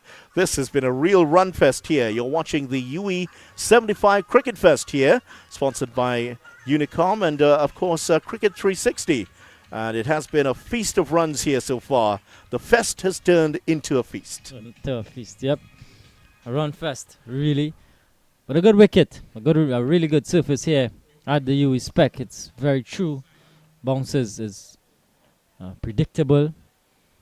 A very good wicket to bat. So I'm sure the UE Invitational team, they'd be relishing their opportunity when they get their chance to bat.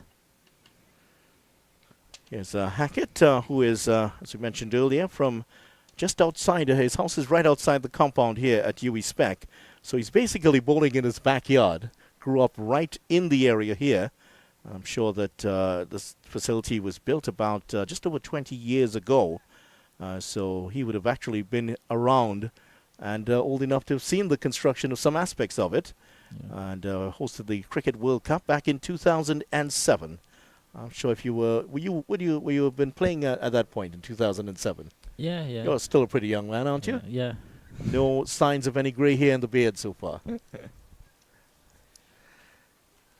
So young Hackett, certainly a lot of the one of the exciting young players in Trinidad and Tobago cricket, and he has what he's done well is that he's kept himself very grounded. He's still very humble. Yeah.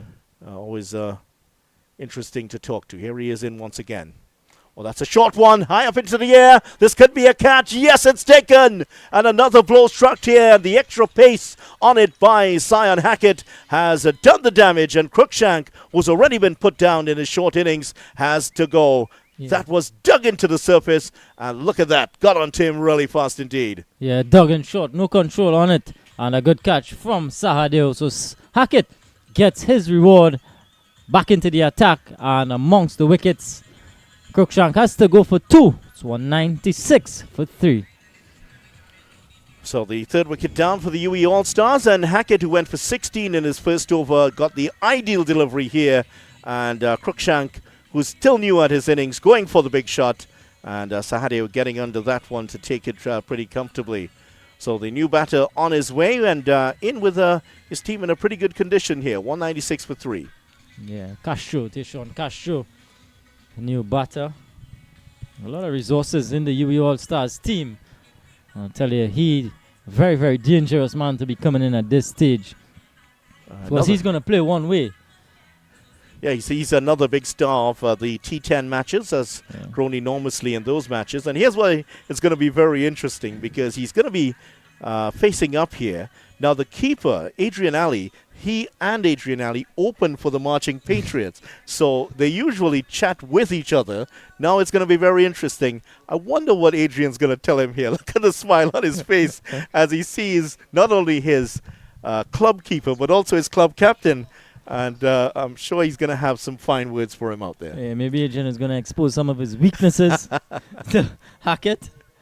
Perhaps going to tell him, well, you better not score any runs here. We look at the deep fielders for Castro, new batter. There's a sweeper, long off, long on. Goes full this time, short the previous delivery. Misfield, and they get one. They're going back for the second. Oh, they get the second run pretty comfortably in the end. Hackett is not happy with that bit of fielding there. And was that the captain that misfielded that one? Yeah. Yeah, really should have stopped that one. Yeah, rightly so. Hackett not happy. Of course, you want to be as tight as possible. It should have just been one. And in fact, they got 2. So we look at the deep fielders. There's a sweeper, long off, long on, a deep mid-wicket, and a deep backward square. 4 fielders outside of the 30-yard circle. There's a short one here. And that one got through the batter pretty quickly. Now, Castro is now newly to the crease, so he hasn't quite found his feet yet. So that's not a bad delivery to bowl to him. And is this a no ball? What's the call here? Oh, no, I don't think it's... Is it a no ball? I think he's telling him... Oh, that's what it is. He's telling him that that's a one short one for the over. It wasn't a no ball. Or is it one for height? Yeah. It is.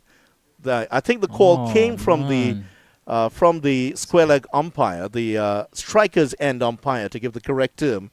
And that's why it has come a little bit late here. So it is going to be a free hit. Hackett wasn't exactly impressed with that decision, but he'll have to refocus to bowl this one. Yeah, unlucky. See on Hackett dug in short at pace. And he's going to have to reload this one now. Oh, he's gone. He's hit the stumps, and that's going to run away for 4 runs. That is so unlucky because that one cannoned into the stumps. It's not going to count, of course. That was the free hit. That has gone for 4. Many people feel that this is very unfair, that you hit the stumps and you're still going to get the runs for it. Yeah. There's a rule in the other big game here in Trinidad, which is football, that you never benefit from a foul. You've overstepped, and it's sort of a double jeopardy, double punishment here for the fielding side. And this shortest format of the game is always cruel on bowlers. Hackett, a perfect Yorker, well executed, hits the stumps and goes away for 4. And the good thing is, though, that it doesn't have been attached to his. Well, he's hit it again, and this time he has to go. It's a legal delivery. And look at the celebration from Sion Hackett. And that one just clipping the bails. I think that one just hit the base of the stumps and enough contact on it to knock the bails off. And there is the 4th wicket, the ideal Yorker. And just the bail lit up. And just seemed to sit there for a while before falling off. Yeah, again, good execution from Sion Hackett. Getting it full, getting it straight, and reaping the rewards. Castro has his short stay comes to an end. He goes for 2. UWI All-Stars, 203 for 4. Double blow in the over from Hackett. And this young man, Sion Hackett, he's grown leaps and bounds. Not only in his bowling video, but he's grown also in his batting. Well, he's a very, very good batsman as well. Proper batter. He can play the big shots. And he's also very, very smart. Very thinking cricketer. I like this young man. Yeah. Certainly has a bright future ahead of him. And if anything, I first saw him last year during the T10 competitions. Went for a bit of stick early, and after that you saw the improvement. He never smiles out there. He's very businesslike on the field. What I've seen, though, is his pace has cranked up considerably. He's a lot easier to the crease. The mechanism, getting the arms over and the body position, all of that has been well oiled now. And I tell you what, he's not the finished product yet, but that pace is definitely cranking up. Otley in now for the All-Stars. Yeah, he's a work in progress, but he's developing nicely into a premier all-rounder in our local game. Certainly one to look out for. Certainly would stand a good opportunity, a good chance of being selected in the Super 50 squad. We'd hope to see him there. Well, many would agree with you that he really should be given the opportunity. Of course, there's a debate around the national team about the number of experienced players in the team. Let's put it as experience. That's something that has been debated widely. It's not to say I'm inventing stuff, but that's something that's a debate that's going on around the team. But ideally, teams should have a number of experienced players and a number of young players coming in. The experience with the youth. Of course, you don't want to throw in the youths at the danger end. Hackett continues. Aracho's been off the strike for a while and gets enough on that for it to run away to the boundary, but it's just slowed up and allowed Solomon to get that one in. And that is another couple of runs. Raja, we haven't talked about him a lot in the last few overs. Gets a double to end off the 18th over. At the end of 18, it's 206 for 4. Yeah, 2 overs to come here. And projected score just coming down a bit, 229. But it's been a good couple of overs from the UWI Invitational team. Hackett with a double blow in this over and just conceding some 9 runs in the over. Of course, picking up 2 wickets. So his figures now looks a lot better. 3 overs, 2 for 29. Raja, he's still there, 45 from 27. He's been starved of the strike in recent time. Couple of overs here for Raja to possibly bring up his 50, which will be certainly a welcome one. And that'll make the short trip back home just across the highway from here a very happy one indeed. And I'm sure that his dad, Anil, is looking on this, and I'm sure he's enjoyed this inning so far. This one's driven away, and Captain Lashley comes off the boundary to do the fielding. Sitaram back on. He has a wicket to his credit now in the last over. Could have had a couple. One caught straight on and another dropped by Bab. And it's been a discussion point here with the night games here at the Sir Frank Worrell Memorial Cricket Field. And with the T20 World Cup coming up next year, I'm sure that there will be some games, I understand, staged here, warm-up matches. I'm not sure this will pass the test in terms of being played at the night. Yeah. Another one worked out into the outfield. Lashley is there. He's done a lot of fielding today and has stopped another one from getting to the boundary. Otley on 2. Rogers on 46. And pity we're not going to see too much of Otley here. He's another fine stroke player. Tell you what, the rise or the reintroduction of Yannick Otley, that too is a good breath of fresh air for local spectators. Yannick Otley. Yeah, he is formerly a captain of Trinidad and Tobago at first class level. Was out of the team for quite a while, but his resurgence has also come back as he's gotten the captaincy duties at the Clark Road team, led them to victory in the 50-over competition this year. Yeah. And his batting in that enormous partnership against Queen's Park with the young opener out of Clark Road. Nicholas Sukhdev Singh.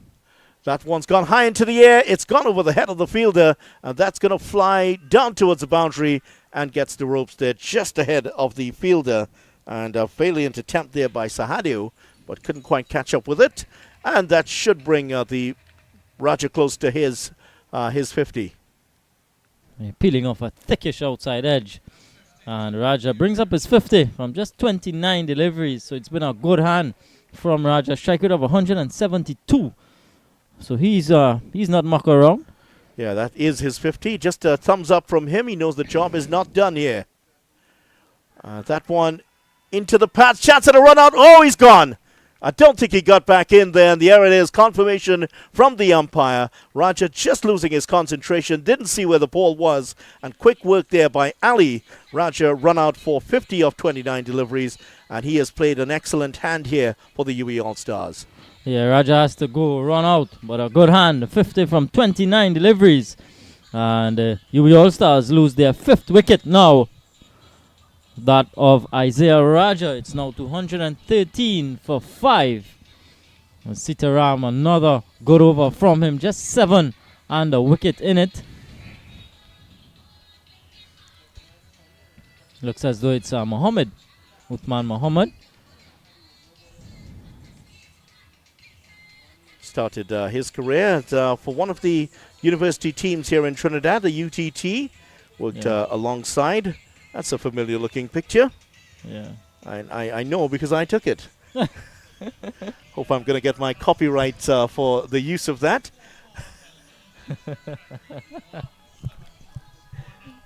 So Uthman Mohammed about to start off here. I remember I'd asked him, instead of just holding the trophy, just do something different. And he gave me the thumbs up with the trophy in the other hand. So my application for copyright on that particular photograph is in at the moment. 213 for 5, 7 deliveries to go. And Uthman Mohammed does have a double 100 to his credit playing in the national leagues.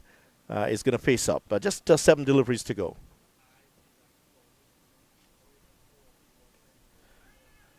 It's played. Yeah, that was very early in his career. Yeah, he had one exciting match. I think it may have been for the reserve level. Got a double 100 and took a lot of wickets in one of those games. 213 for 5. And more seen for his bowling these days rather than his batting. But he is a pretty fine batter. Yeah, he has a first-class half-century on debut against Guyana at the Queen's Park Oval. So he has some ability with the bat. I know he can't hit a long ball, Uthman Mohammed. But yeah, he's known for his hostile type fast bowling.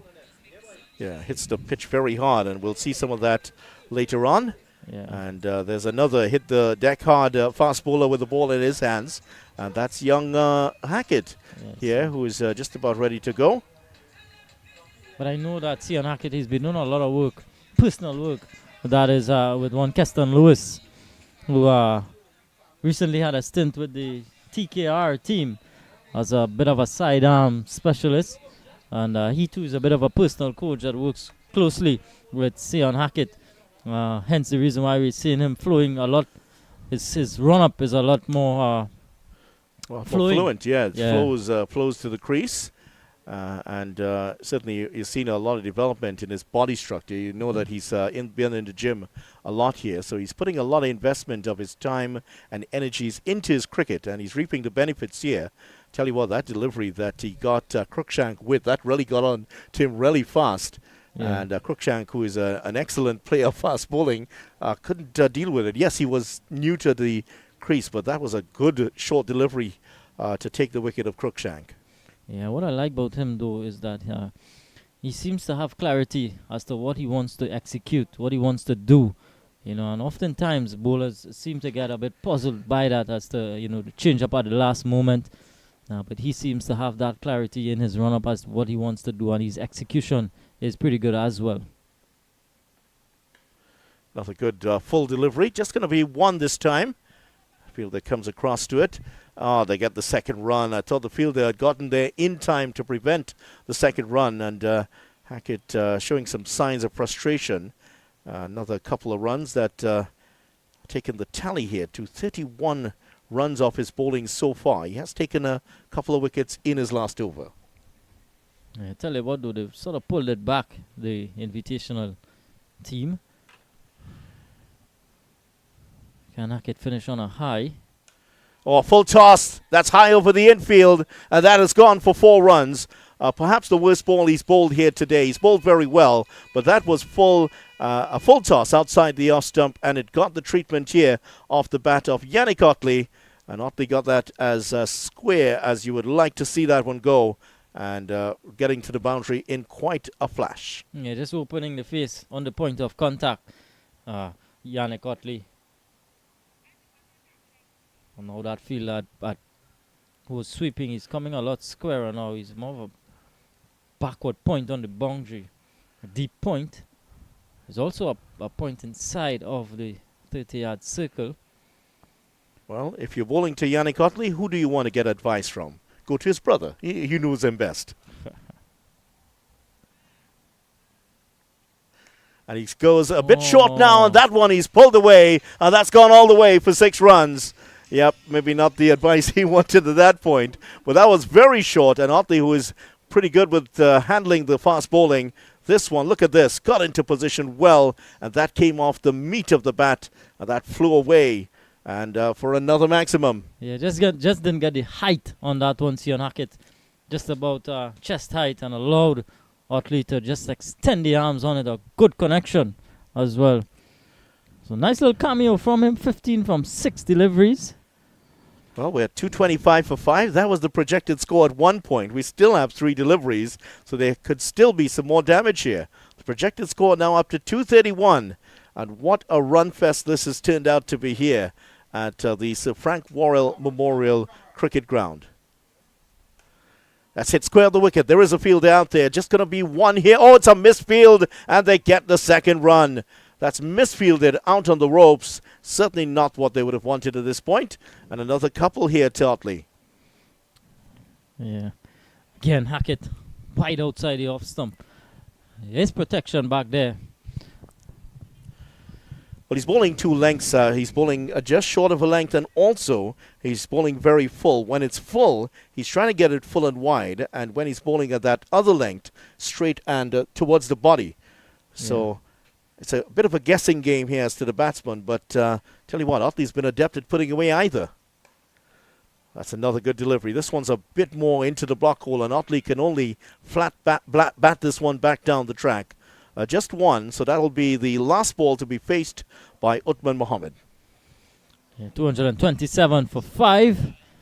So can Uthman Mohammed get us a boundary here? Will Hackett finish on a high?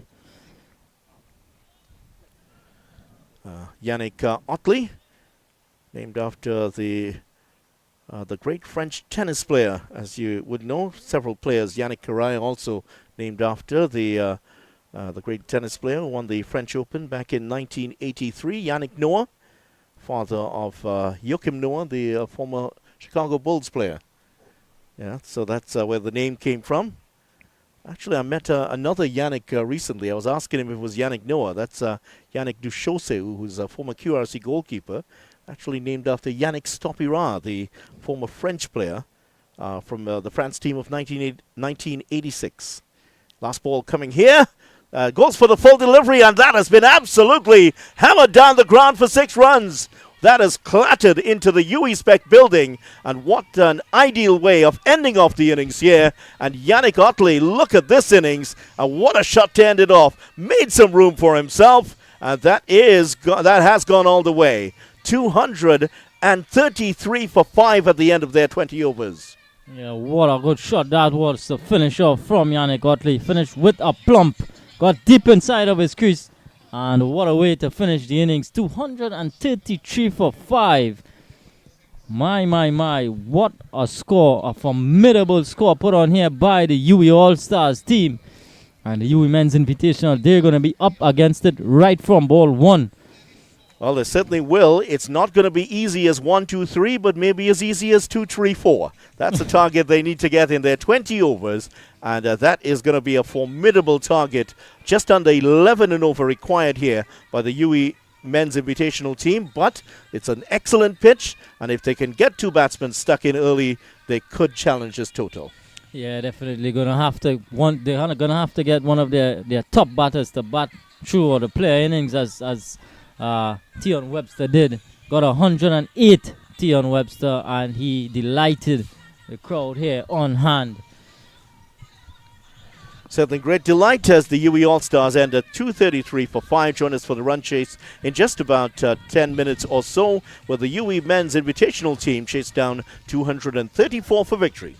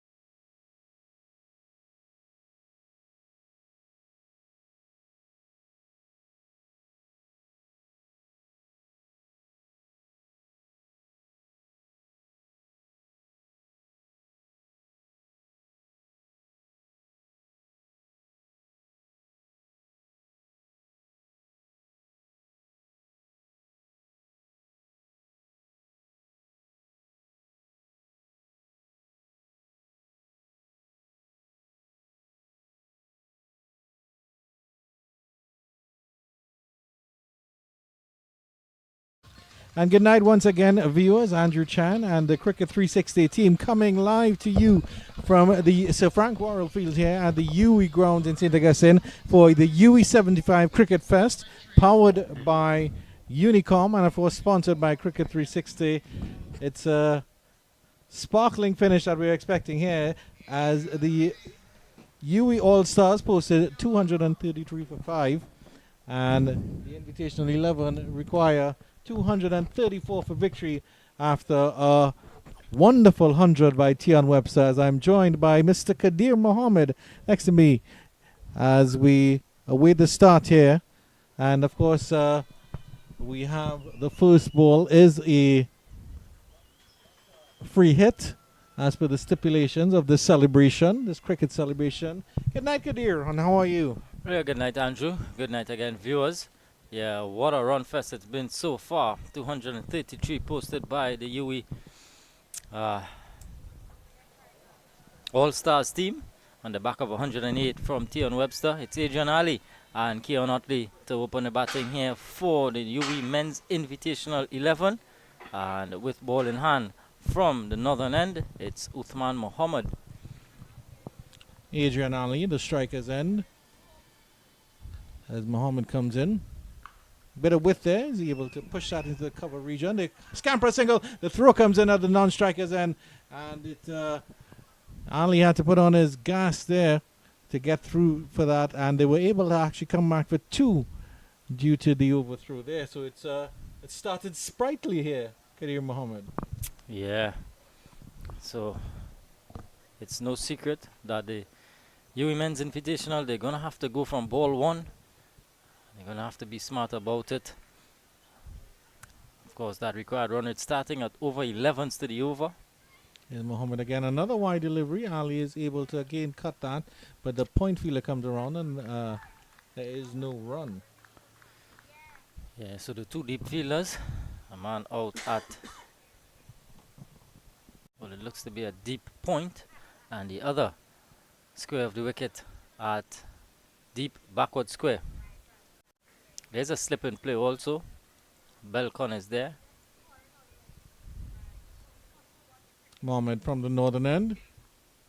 And this is hit high in the air. The fielder's running around from third man. It falls between 2 fielders there. And Ali is living a charmed life here. Gets 2 easy runs there. Almost getting run out on the delivery before. And skying one onto the third man. He has a wry smile on his face there. Yeah, miscued shot. And just landing in no man's land, really. 2 fielders converging. But Ali lives to fight another day. Of course, likes to stay leg side of the ball. Loves to play with those hands outside the off stump. Mohammed steams in again. It's a full toss and this is hoiked into the mid-wicket region. Easily put away by Ali. That's a gift there from Uthman Mohammed. And that's the first boundary for the UWI Men's Invitational. They need quite a few more of those. Yeah, full delivery. And just swiveling on that one. Vacant area out there. And picked up a boundary. An early one for Ali. As he gets off the mark. So the outside fielders at forward square leg. And you can feel on the offside as well. This one is tugged down to the mid-on region. And just a single there for Ali. So Keon Otley will get his first sighter here. Let's see how the field switches around for the left-handed Otley. Point is staying out there. So there's a deep point. And the other is at deep mid-wicket. Deep mid-wicket now going back there. Otley too quite an attacking batter. Circumstances demands that.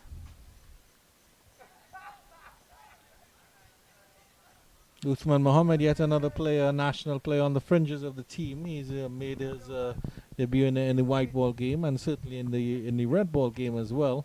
I don't know if you've ever had the privilege of facing your fellow Mohammed Kadir. I don't know what he's like to face. We'll find out your thoughts after this delivery from Uthman Mohammed to Keon Otley. Flicked into the leg side very easily by Otley, just for a single. Yeah, hit the deck sort of bowler is Uthman Mohammed. Lively pace also. But he's not been at his fluent best in this first over. Already conceding 11. He'd want to finish on a high. And he does finish with a good delivery that's climbing on the short Adrian Ali. He plays it down to point. They'll still scamper a single there, and they'll end the first over at 12 without loss. In their first over, UWI All-Stars had gotten to 16 without loss. So not a bad start here by the Invitational 11.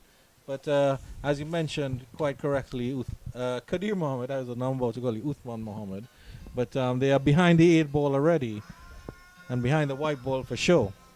Run rate required 11.68 there. Cross section of the Invitational 11 squad sitting down there. Yeah, and a lot of the batting is going to be shouldered on these two, Keon Otley and Adrian Ali. So their responsibility becomes even more. And with a total of this magnitude, Navin Bidesi, he's also padded up. He's also a good batter as well. Good young promising batter. And he too is going to have a responsibility when called upon. But from the southern end, with new ball, it's going to be Webster, Tion Webster. Such a good batter. You also forget he's a bit of an all-rounder as well. And the quality with the ball, certainly his batting came to the forefront today. And no surprise that he would try to take the ball down. His tail is probably up and wagging like crazy after his scintillating 100 earlier today. Here's Webster from the southern end, coming into Ali. Good delivery, pitch back of a length. Ali plays it back up. Fielder short mid-off does the fielding, and there's no run. And I wonder how Adrian Ali feels to be on the receiving end, because Video Rampal said he's very chatty behind the stumps, and the fellow behind the stumps for the Invitational 11 or the All-Stars 11, Mr. Felix is quite a chatty one as well. Advancing down the pitch there, but Webster gets it on the body, and Ali wears it on the body. Yeah. Samuel Felix. And on his back, he has ABD Felix. So he's a big fan of AB de Villiers. Likes to fancy himself. But yeah, very good wicketkeeper in his own right. And Samuel Felix. But this man with ball in hand, he does a bit with the new ball. Brand new ball on the lights. Might just seem about a bit. Trying the fanciness there. It's the dill scoop or the squat scoop there from Adrian Ali. I don't know what you call those shots. He's a ramp shot maybe, whatever you want to call it. But certainly inventive there from Ali, not getting away with it there. Yeah. And your thoughts on these sort of shots in the modern game? Yeah, it's something that has come of age. Batters practicing those things a lot. But it's one of those shots that you got to keep your eyes on that ball for as long as possible.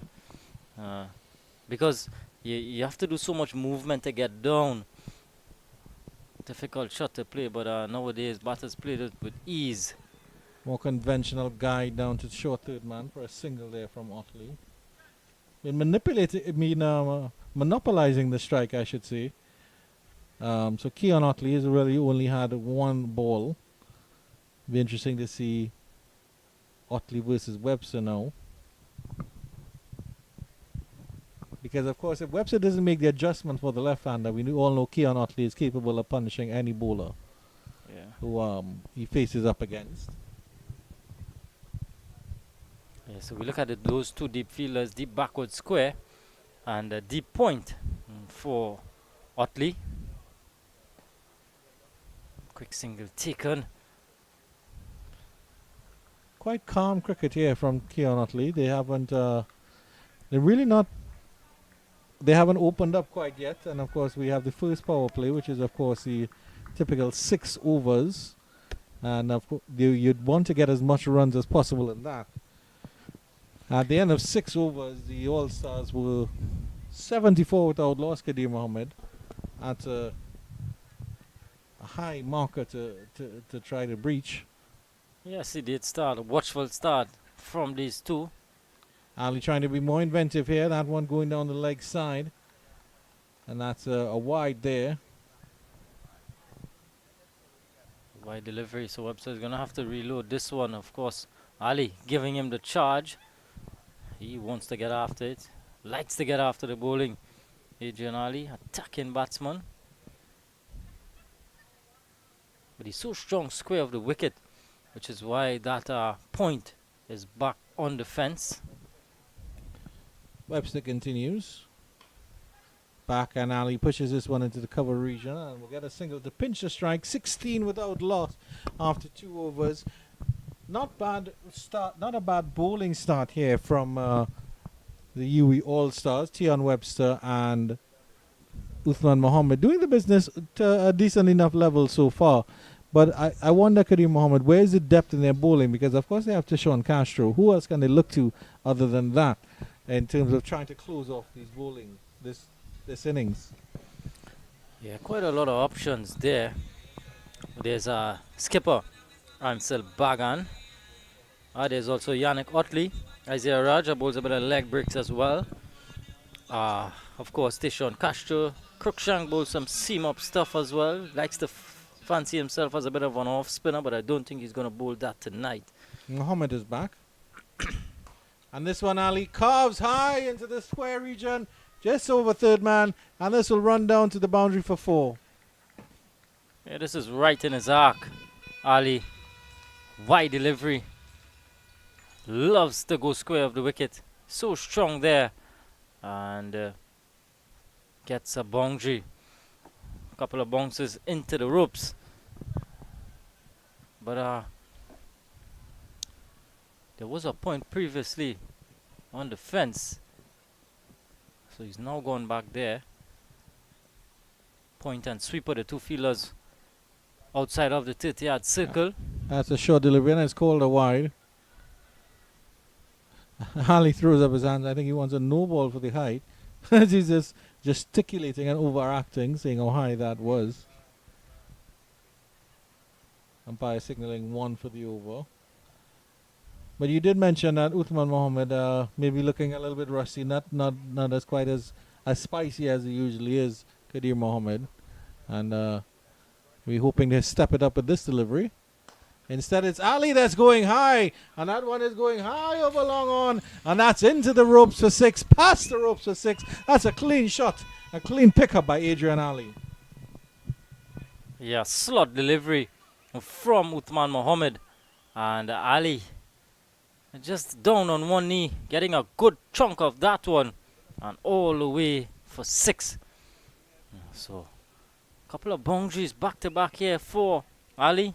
Men's Invitational going up now to 27 without loss. This is more like it. That's the momentum they need. You're quite right, Kadir. As Uthman comes in, a little bit of a wild swing at that one is Ali. And then there's an appeal, and he's caught behind. That's actually the end of Ali. So a little bit of a wild delivery there from Uthman, but it was a bit fuller and a wild swing from Ali. And that's the end of Adrian Ali. His little cameo is done. Yeah, hitting the pitch there. Uthman Mohammed, a perfect response from him. Gets the wicket of Ali. He's gone for 22. Invitational 11 now lose their first wicket. 27 for 1. So just as he was looking to put bat to ball, he has to go. Very short stay comes to an end. But a good blow, a good strike here from Mohammed. Navin Bidesi, the new batter. Yeah, fellow left-hander comes out there to join Keon Otley in the middle.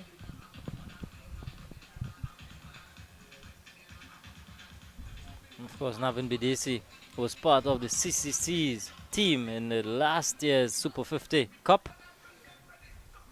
So I'm not sure if he's going to represent the Super 50s this time around, the combined campuses and colleges this time around. But that's looking down the road. As for here, has a job to do. Required run rate is at 11.8, so it's almost touching 12s already. Uthman Muhammad was off the boil, but was still able to capture a wicket. That just shows the difference that a good pacer does bring to a side, Kadir. Even if you're expensive, you'll always have that little element of danger that you would bring. He has a left-hander to bowl to now, does Uthman Muhammad. Let's see how he manages. Good Yorker length delivery. Bit of a slide in the crease from Badesi, but he was able to jam his bat down in time. Of course, these two would be quite familiar with each other. Both represent the Power Gen Sports Club. So he would know quite a bit about Badesi, does Muhammad.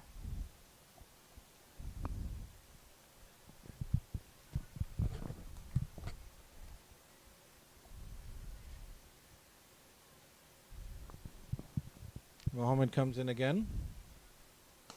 Good delivery. That's driven through the covers. That's pleasantly driven through the covers. The fielder from point has to come around, from deep point has to come around. And they'll scamper back for 2. A lovely little shot there from Navin Badesi. So he gets off the mark, Badesi. That run rate will be of serious concern here for the UWI Men's Invitational. 11.94. And you don't want it to go higher than 12-14, especially so early in the game. A mammoth total set here. And this is a good delivery by Uthman Muhammad and played with respect by Badesi. That is the end of 3 overs. After 3 overs, 29 for 1 here, the UWI Invitational. They're chasing 234 for victory. And at the same stage, the UWI All-Stars team, or the T20 All-Stars team, were 39 without loss after 3 overs.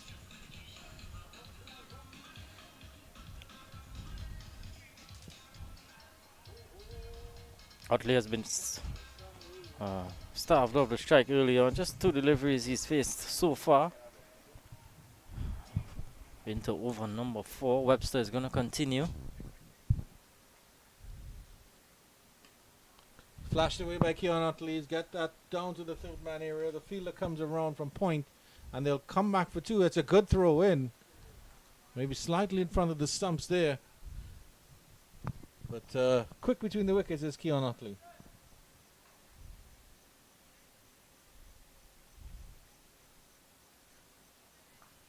Yeah, he's going to have to really lay sheet anchor here, Keon Otley.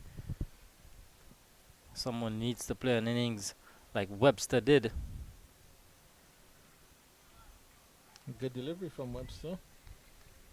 Left alone by Otley. Yeah, it's been very sedate stuff to start here from the UWI Men's Invitational. I don't know if they're waiting for the other bowlers to come on. They're just playing out Muhammad and Webster with that little bit of respect before they target a couple other bowlers. But they need to get some momentum going. Adrian Ali tried to get that momentum going in the last over with a couple of boundaries, but Uthman arrested that momentum. Good delivery again outside the off stump. No, that one is called a wide. Webster just drifting a little bit wider there.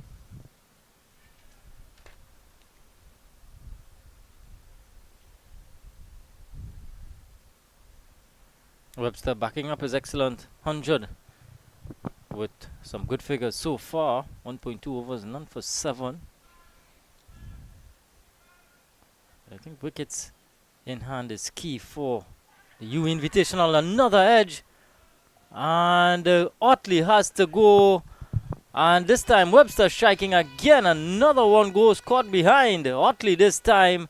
Webster just getting a bit of movement away from Otley. And Felix takes the catch. So the UWI Men's Invitational now slipped to 32 for 2. Excellent bowling there by Tian Webster. He started off brightly. And they're really under the cusp here now. The UWI Men's Invitational. We have a look at this one here. Faster delivery, bouncing in. And there was no foot movement there from Otley. He sort of just flashed his bat at that one. And there's no surprise he got the edge. And immediately throwing his head back because he knew what he'd done. as you mentioned, Kadir, somebody needs to stay and play the sort of innings that Tion Webster did. And Keon Utley, I think, would have been a good contender for one of those persons to stay and play that kind of complete innings. But unfortunately, he's back in the hutch now. Yeah, difficult stuff here. A real uphill battle for the UWI Men's Invitational. And their captain, he's striding out to the middle. Oh, that's Lashley. Jamil Lashley, yep. Playing away from his body. There was Otley. And maybe just that bit of away movement. Done there for Keon Otley. So Jamil Lashley really needs to play a captain's hand here. I think he was going to pick up the flashing bails to put his mark on the crease, and then he realized, no, I can't do that, and then he just realized there's a traditional wooden bail behind the stumps. Trend, of course, made famous by Shivnarine Chandapol. Oh, yeah. Tiger, the trendsetter. I think it was started by Shivnarine Chandapol and probably made famous by Kyron Pollard in his T20 journeyman career. Webster comes in. And that's over the head of the bowler. That's over the head of the keeper. That's over the head of everybody.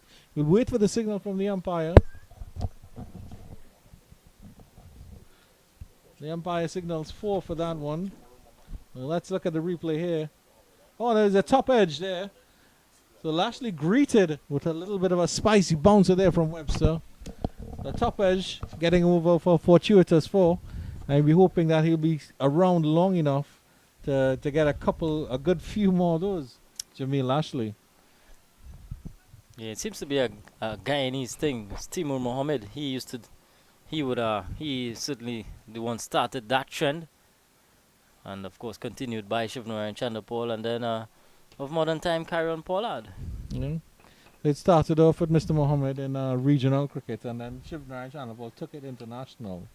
And I guess Mr. Pollard took it global. Well said, Chan. So wide delivery from Webster. He's going to have to reload this one. And Jamil Lashley was just caught by surprise with that short delivery.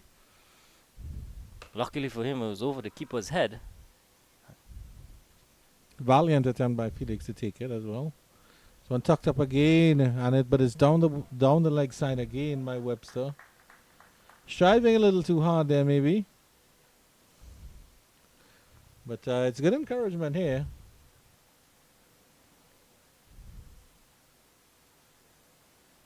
Blyden, I think that is, wearing the 168 down at the fine third man position, offering encouragement. A very straight third man. Yeah, very straight third man indeed. This one is flicked down to deep backward square leg. Fielder comes around and it's just a single. Easy pickup.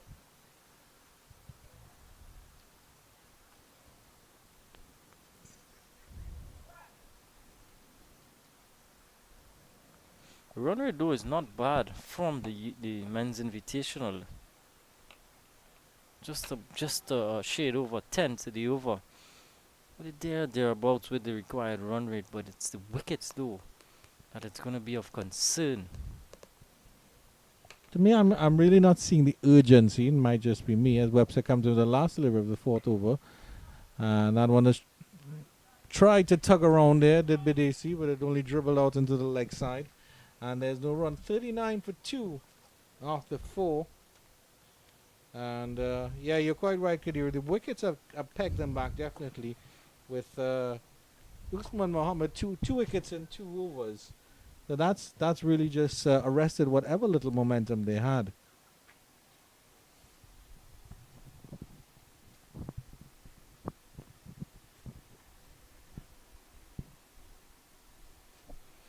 So are we going to see spin here for the first time in this half of the innings? Looks to be Yannick Otley who's going to pick up the attack.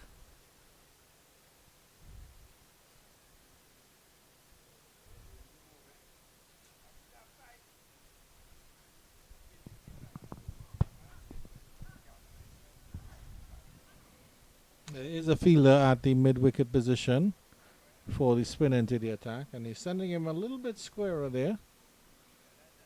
Darren Cruikshank was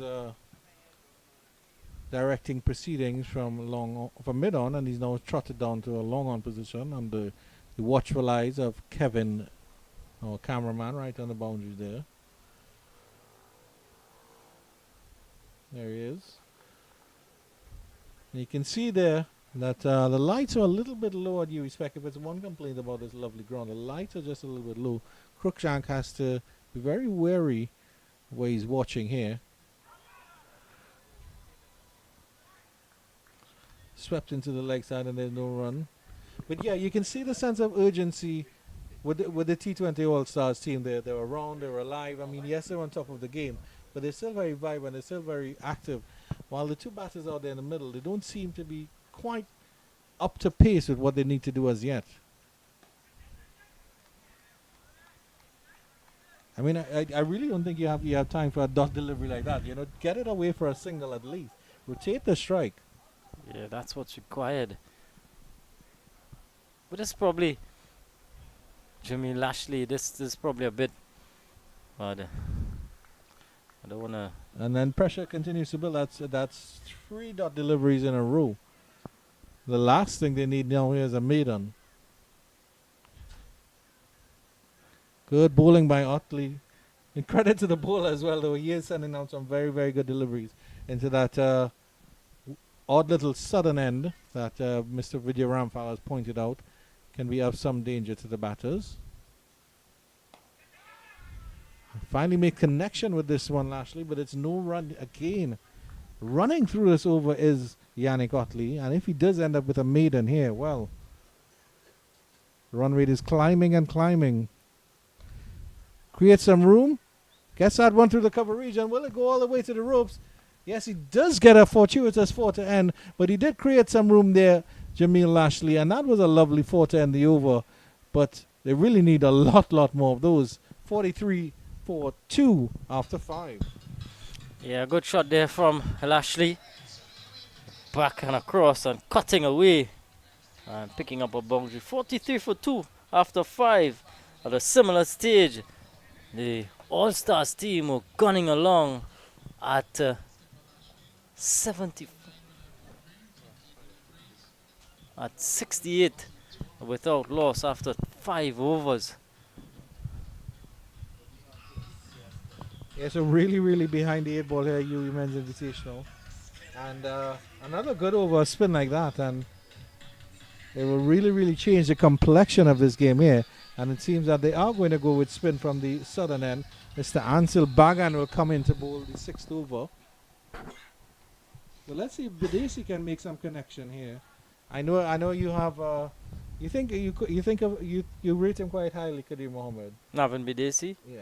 Yeah, I think he's a good young talent. Ansel Bagan into the attack. Yeah, he's a good talent, Navin Bidesi. He likes to accumulate his runs. He's an accumulator of runs, likes to hit the gaps, picks up the odd boundaries here and there. But this situation is not tailor-made for that. It requires the boundaries. Certainly have to see how he'll adapt, and Ansel Bagan sending that one in through very quickly. Bidesi thought his hands were quick, but the ball was through quicker. Felix doing a good job standing up here. Dancing down the track, trying to get something going here, Bidesi, but that just calmly back up to the bowler. I mean, one over where you just get 4 runs off it, and then another good over like this, it really puts a stranglehold on the Invitational response.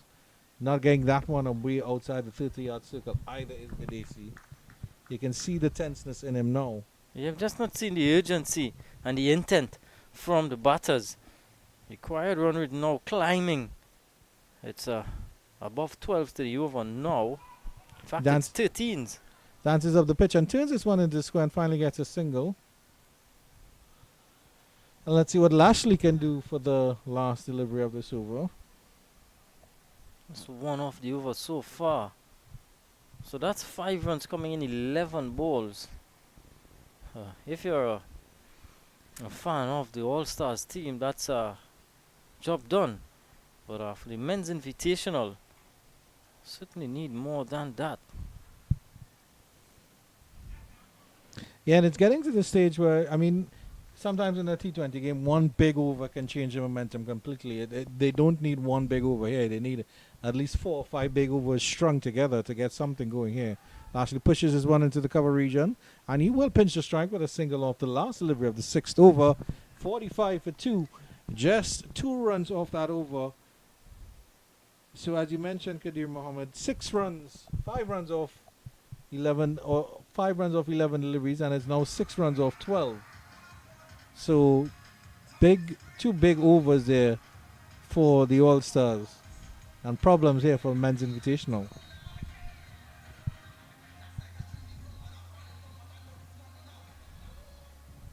See a cross section of the crowd there, and somebody seems to have won a door prize. Looks like a lovely little hamper there, probably sponsored by Unicom and Cricket 360 as well, because we're proud part sponsors of this UWI Fest, honoring this hallowed institution and its contribution to sport. Yeah.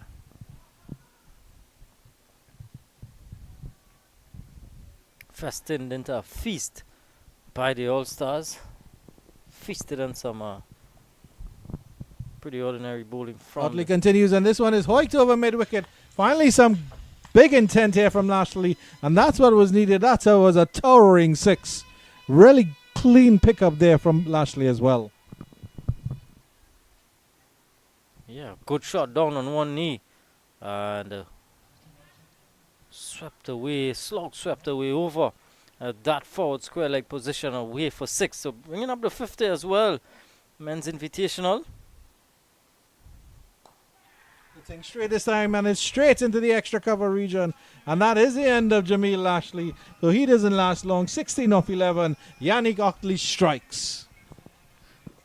Yeah, a bit slower through the air from Yannick Otley. Up his drive, and the backhand with the simplest of catches. And another one goes. The third one down. 51 for 3.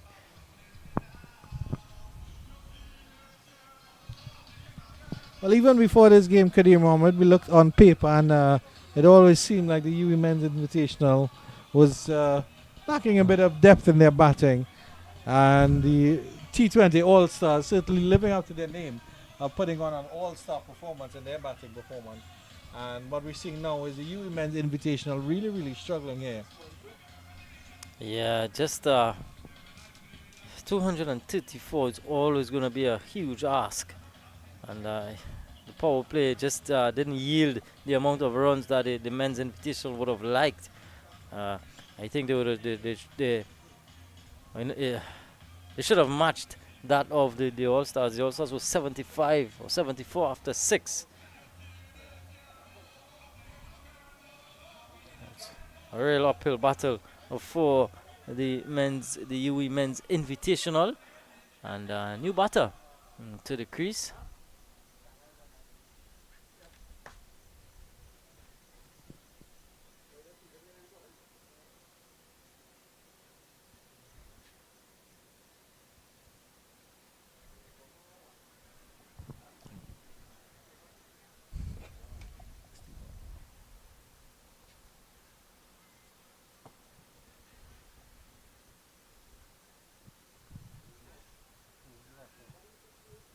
The new batter is Leonard Ogaro.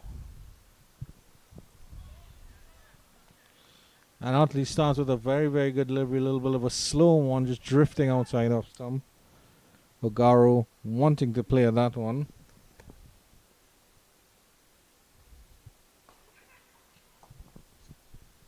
Otley is quite a smart operator, Yannick Otley, and I like how he's resurged back onto the local circuit. Of course, did a stellar job with Clark Road, winning the 50-over format of the Premier 1 division. And kept low. Ogaro was able to get the cutaway into the square region. Just get a little single there to get himself off the mark. But they say a lot will depend on him right now, you have to say. If the UWI Men's Invitational are going to make any salvo of attack on this formidable total. 234 in 20. That's what they need. 20 overs, that is. Yeah, he needs to find the boundary with regularity. Does BDC. Otley completes another over. 2 overs, 1 for 12. 7 done. It's 53 for 3. Yeah, look at that. Tion Webster 108 from 57. Isaiah Raja with an even 50.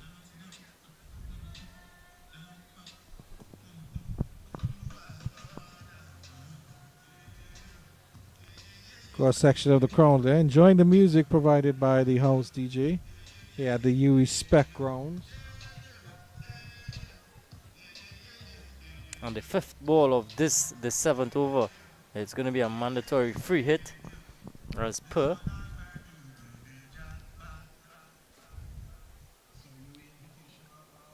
Bagan will continue his first over, going for just 2 runs. Left-handed. He would love to let it be another 2 runs despite the mandatory free hit in this over. Yeah, 3 deep fielders.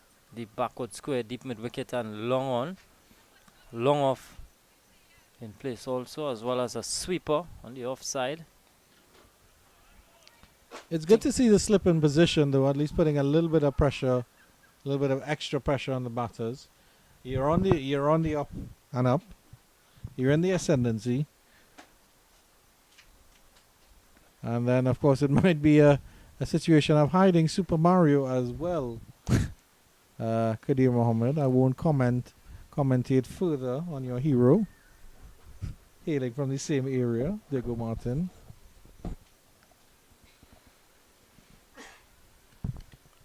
Credit to him, he does have a safe pair of hands, Belcon. Of course, his size would fool many. Backing away and trying to cut is Ogaro. A little dot ball.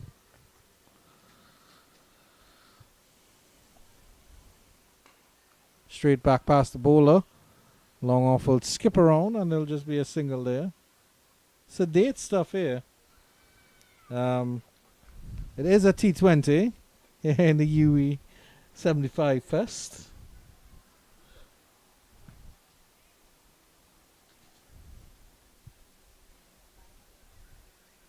Delivery down the leg side. It'll signal a wide there. Felix, I think, got a foot to that one. That's why I didn't go any further.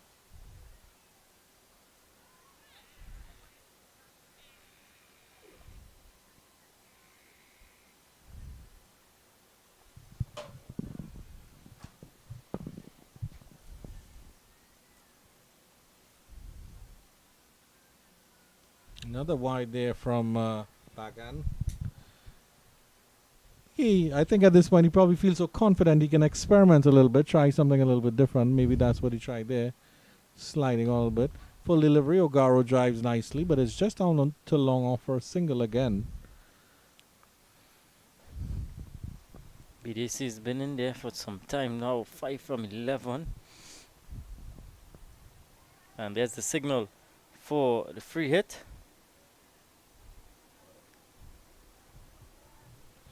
See if Badesi can make something of this now.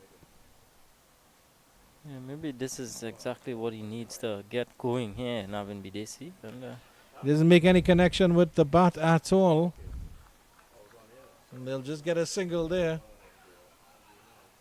Bit of a wild throw, but the fielder backs up. They missed out there on getting a little bit of momentum here. And sort of sums up the UWI men's invitational innings thus far. It's been really stop-start stuff. Every time they seem to get a little bit of a foothold up. It's just a all-stars bowler keeping them down. That one is hit firmly down to long off again. I get the feeling that Ogaro wants to probably try to carve these over extra cover and make the long off work a little bit more, but he's just not getting that connection. 61 for 3 after 8 overs. Another very good over from Mr. Ansel Bagan.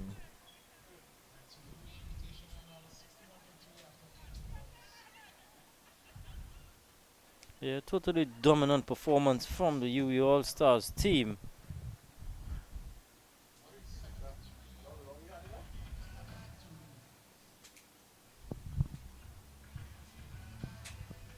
Young fellows getting a little hug there from Dad. Kyrie Pierre in and amongst the crowd here. Of course, a couple of his mates on show here, likes of Webster and Raja. And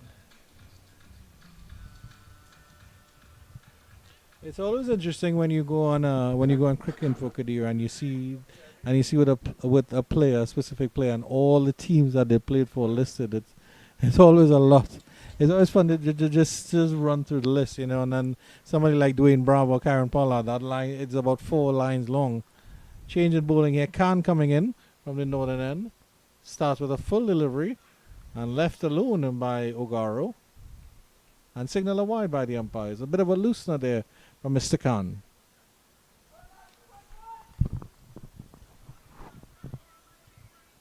Kareem Khan, new bowler, left arm seamer.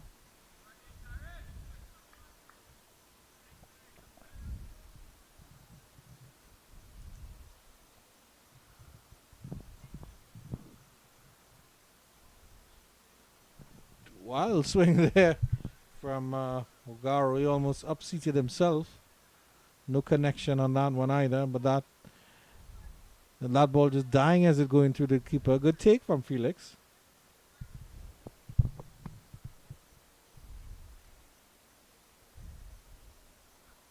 Required run rate hovering 14.5 to the over.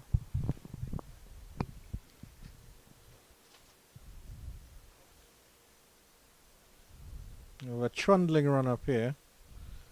All shoulders there. And all upper body from Khan. Reminds me of you, aren't you? Kareem Khan. Well, and he's a fantastic bowler, isn't he? Rolling back the years. Yeah. You're only as good as you believe yourself to be, Mr. Mohammed. Mr. 85.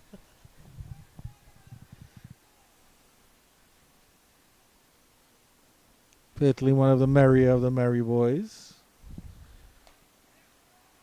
Played into the covers again. Ogaro was searching for a run. Badesi was interested. Maybe a bit of ball watching there, but maybe realized that it was a dangerous play. And they've strung together some very, very good overs here, the T20 All-Stars team. It started off with the 5th over, bowled by Yannick Otley, which went for just 4. The 6th over went for 2. The 7th over went for 7. And the 8th, a little bit more expensive here, but this one is high in the air. It's popped up. The bowler couldn't get around to it. The fielder screaming in from square leg couldn't get around to it. And a charmed life here, but Ogara gets a single.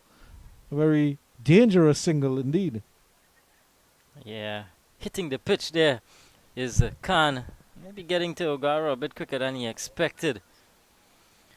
But I think though, the men's invitational though, they just need to target one bowler and say, well look, hey, this is the over that we're really looking to get a move on. We're looking to score big in this over. The other thing is, Kadira, they have Sion Hackett in the hutch. And you'd have to think that he would come in sooner rather than later, given the state of their innings. So full delivery down the leg side.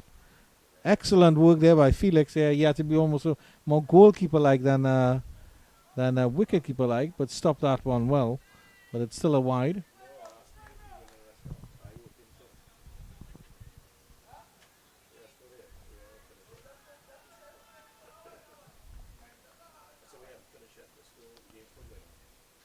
Cruikshank at long off, having a conversation with his partner at long on, Uthman Mohammed. Here's Khan again. The shorter delivery tucks up Badesi, who's able to turn that down to a wide third man for a single.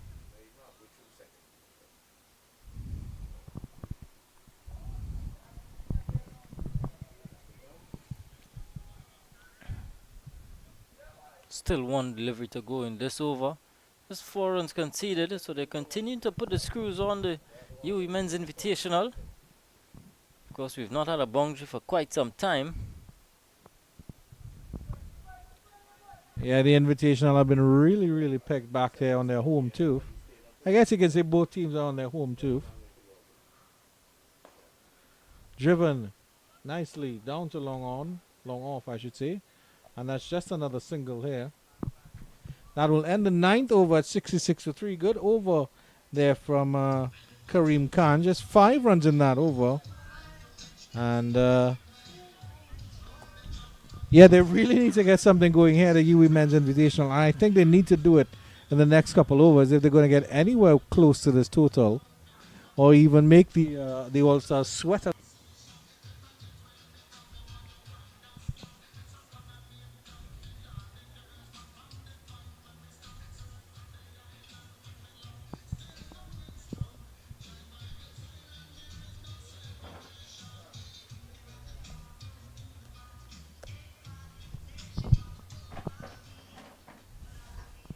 It will be Daron Cruikshank who will be taking on proceedings from the southern end of the ground now.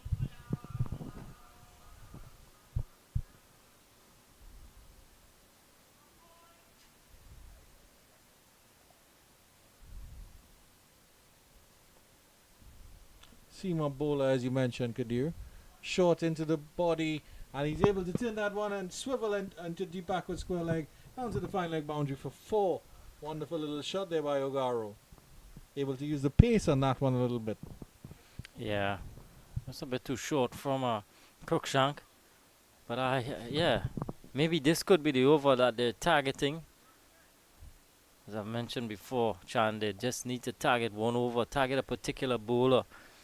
And He's still a wily customer, Cruikshank, so I'm sure he won't want to be targeted. But Ogaro does go after him. Hoiks this one into the mid-wicket region and will get a back-to-back 4. Lovely little shot by Ogaro. It's a nice little pickup again. He seems to be very, very good on the swivel here, Kadir Mohammed.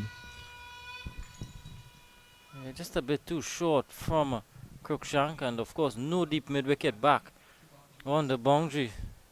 So once he beat that man inside the circle, he's always going to pick up 4 going downhill. Feel a deep backward square leg as well, a deep fine leg. And good follow-up delivery by Cruikshank, finally getting it on the mark. Ogaro thankfully not throwing away his little start here. Bidesi 7 from 13. Usman Mohammed at third man, offering some commentary advice there for the fans. One little bit more invasion. Ogaro just gets over the head of the extra cover fielders here. That will run down to the boundary, and the fielder comes off the boundary and picks it up, and it's just another single here. So Ogaro has started quite well, and he's already outscored Navin Bidesi. So Navin Bidesi really needs to start kicking on. But I don't want to say he needs to dismiss himself, but he needs to start kicking on, Kareem Mohammed. Yeah, he needs to start going at it. It's just not good enough from Bidesi. 7 from 13. Less than a run or ball at this stage of the innings. He came in at number 3. And he's still out there. We're into the 10th over. And he's not yet into double figures. Just not good enough from Bidesi. Look at this required run rate of 15.39. And again, he's just getting a single here. Down to the wide long on position.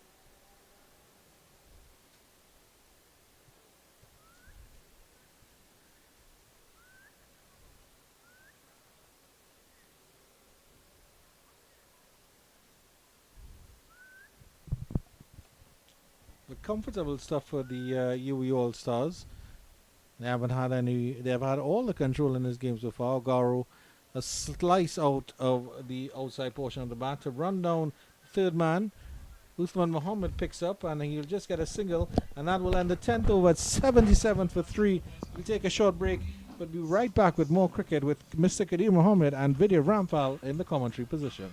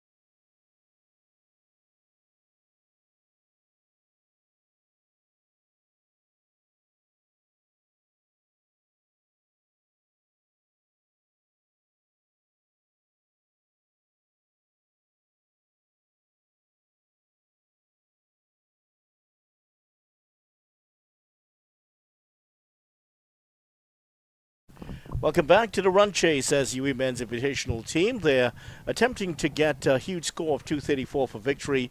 They still have 157 runs and 60 balls still to go. Required run rate in the region of an exactly 15.70. The current run rate only 7.7. So it is going to be certainly a very difficult task here for the UWI men's invitational team to win this game and emulate what the women's team did earlier today when they beat the national champions Phoenix Women's Cricket Club by 4 wickets in their match earlier. I'm Video Ramphal alongside Andrew Chan and Ogaro, 16 of 17 deliveries, Bidesi, 8 of 14.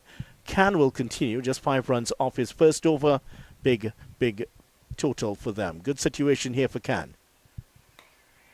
And he is easily in line with that one. And Ogaro has done well, 16 of 17, but none of the batsmen so far, including the 3 batsmen who have been dismissed, Ali, Otley and Lashley, have been able to reproduce what we saw earlier today from Tion Webster. Yeah, it was a wonderful innings from Tion Webster. Really set the platform. And even when he was out, was dismissed. He was dismissed very late. And even though they had lost a couple wickets, but it was really the platform that he set up with Mario Belcon, that 96-run opening partnership. Khan just feeding them full and wide outside the off stump.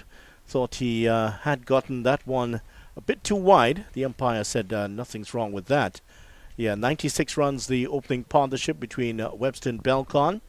After that, Rogers 50 and a 23, a quick fire 23 from Yannick Otley at the end. That certainly set up this massive total of 333 for 5. I think it was game over at that point. Well, it's not over until the fat lady sings, but she's certainly warming up here. That's it well. Gets through the infield and out towards Mohammed, who sends a slingy throw back in. Not far away from hitting the stumps, though, but the batsman were able to cross for a couple of runs. And Khan, as you can see there, just shading his eyes. He didn't see where that ball was coming from at all. Rocket of an arm there, Uthman Mohammed. Got that one in very, very quickly. And credit to the backup fielders, Video Ramphal, because if Khan had trouble seeing it, so would the backup fielders. And there were no overthrows at that point.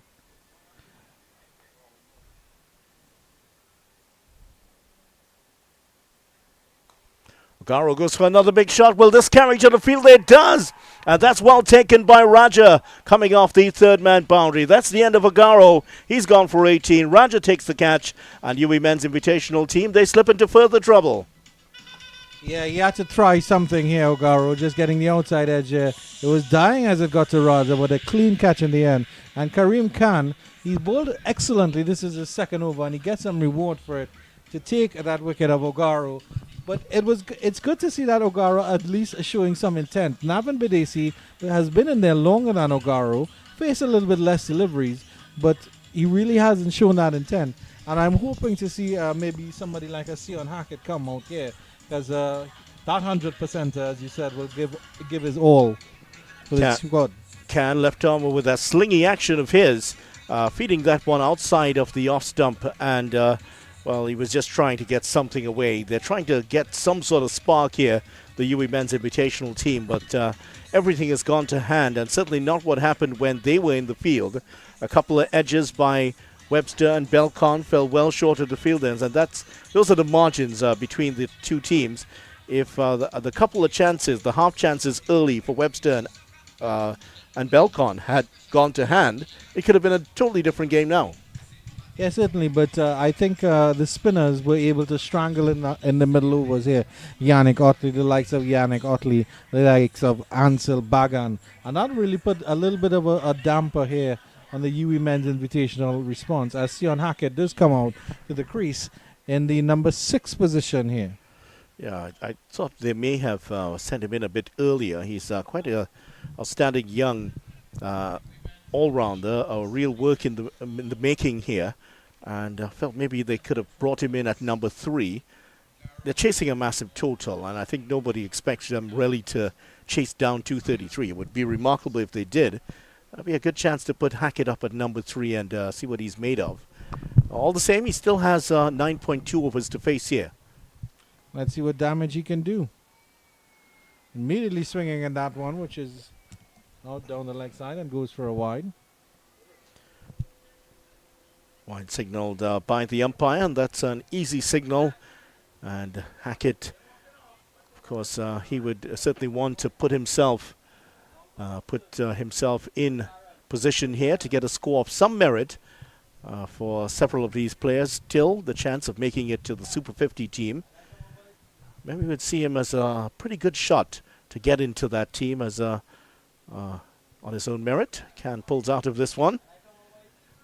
For a moment there, he looked like he was sneaking up on the stumps, but something went wrong. He just clipped his boot during his run-up and decided to pull out. But, yeah, would you feel that Sion Hackett would be a good person to take for to have on that Super 50 team?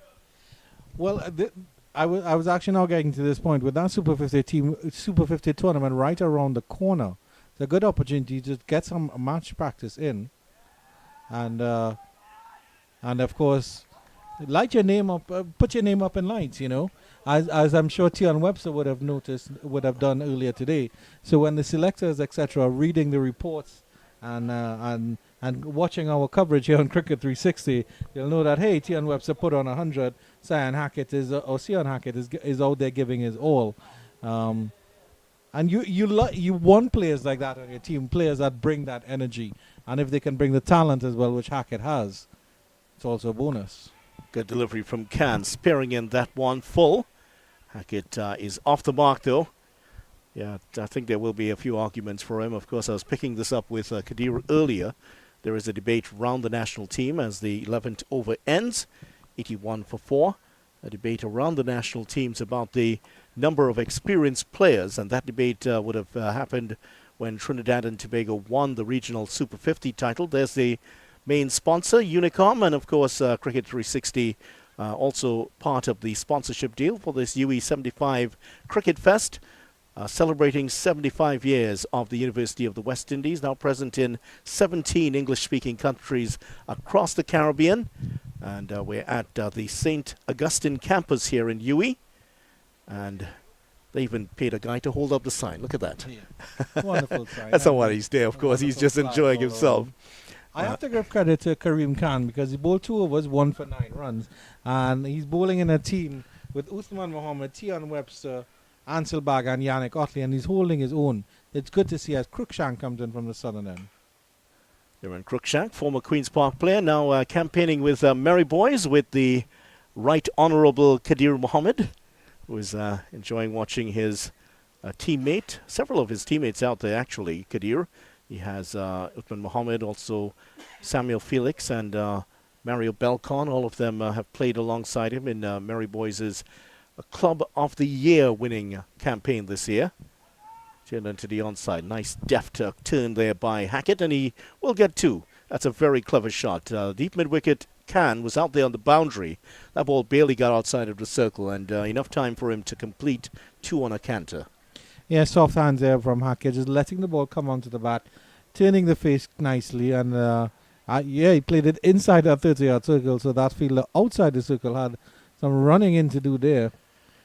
And well, he's just sprinted in 7 times in the last over, so he might be a little bit winded. So no chance of cutting off those 2. Another good delivery here from Cruikshank. 1 down to long on. And but in terms of the debate, a lot of seasoned professionals in the Trinidad and Tobago team. Is this going to be the year that we'll see more of the youngsters come in? There were a few more last year, Trinidad and Tobago getting to the finals, losing out to Jamaica in the finals. And I think everybody's looking out for that to see if there will be more of a mix of youngsters in among the experienced players. Well, it will certainly be good to see that. And I've always thought that, especially when it comes to the 4-day game after this delivery. Oh, that's just chipped back past Cruikshank. Cruikshank, for a moment, thought he had it there, but it came to him a lot slower than he expected. Stuck out the right hand and just missing out on that one. But just took the pace off that one slightly there, Cruikshank. Yeah, coming back to my point, I would say that especially with the regional 4-day tournament, we have a lot of players in Trinidad that are still very capable of playing at the regional level, but they're still in and around the side and probably taking a spot from a younger person who could do with a little bit of time in the middle. And if Trinidad and Tobago and some of these other territories can put out 2 teams, then why don't we expand the regional 4-day tournaments? We'll have 2 Trinidad and Tobago teams. I don't want to say A and B, but we'll have a mix there of them. Maybe 2 Jamaica teams, 2 Barbados teams. And the other territories can try to put out players, and we can get more players involved and expand both tournaments, and it can roll over into the 4-day as well as the regional Super 50. And the players will get more games, and the season will get longer, and they'll get more experience under their belts.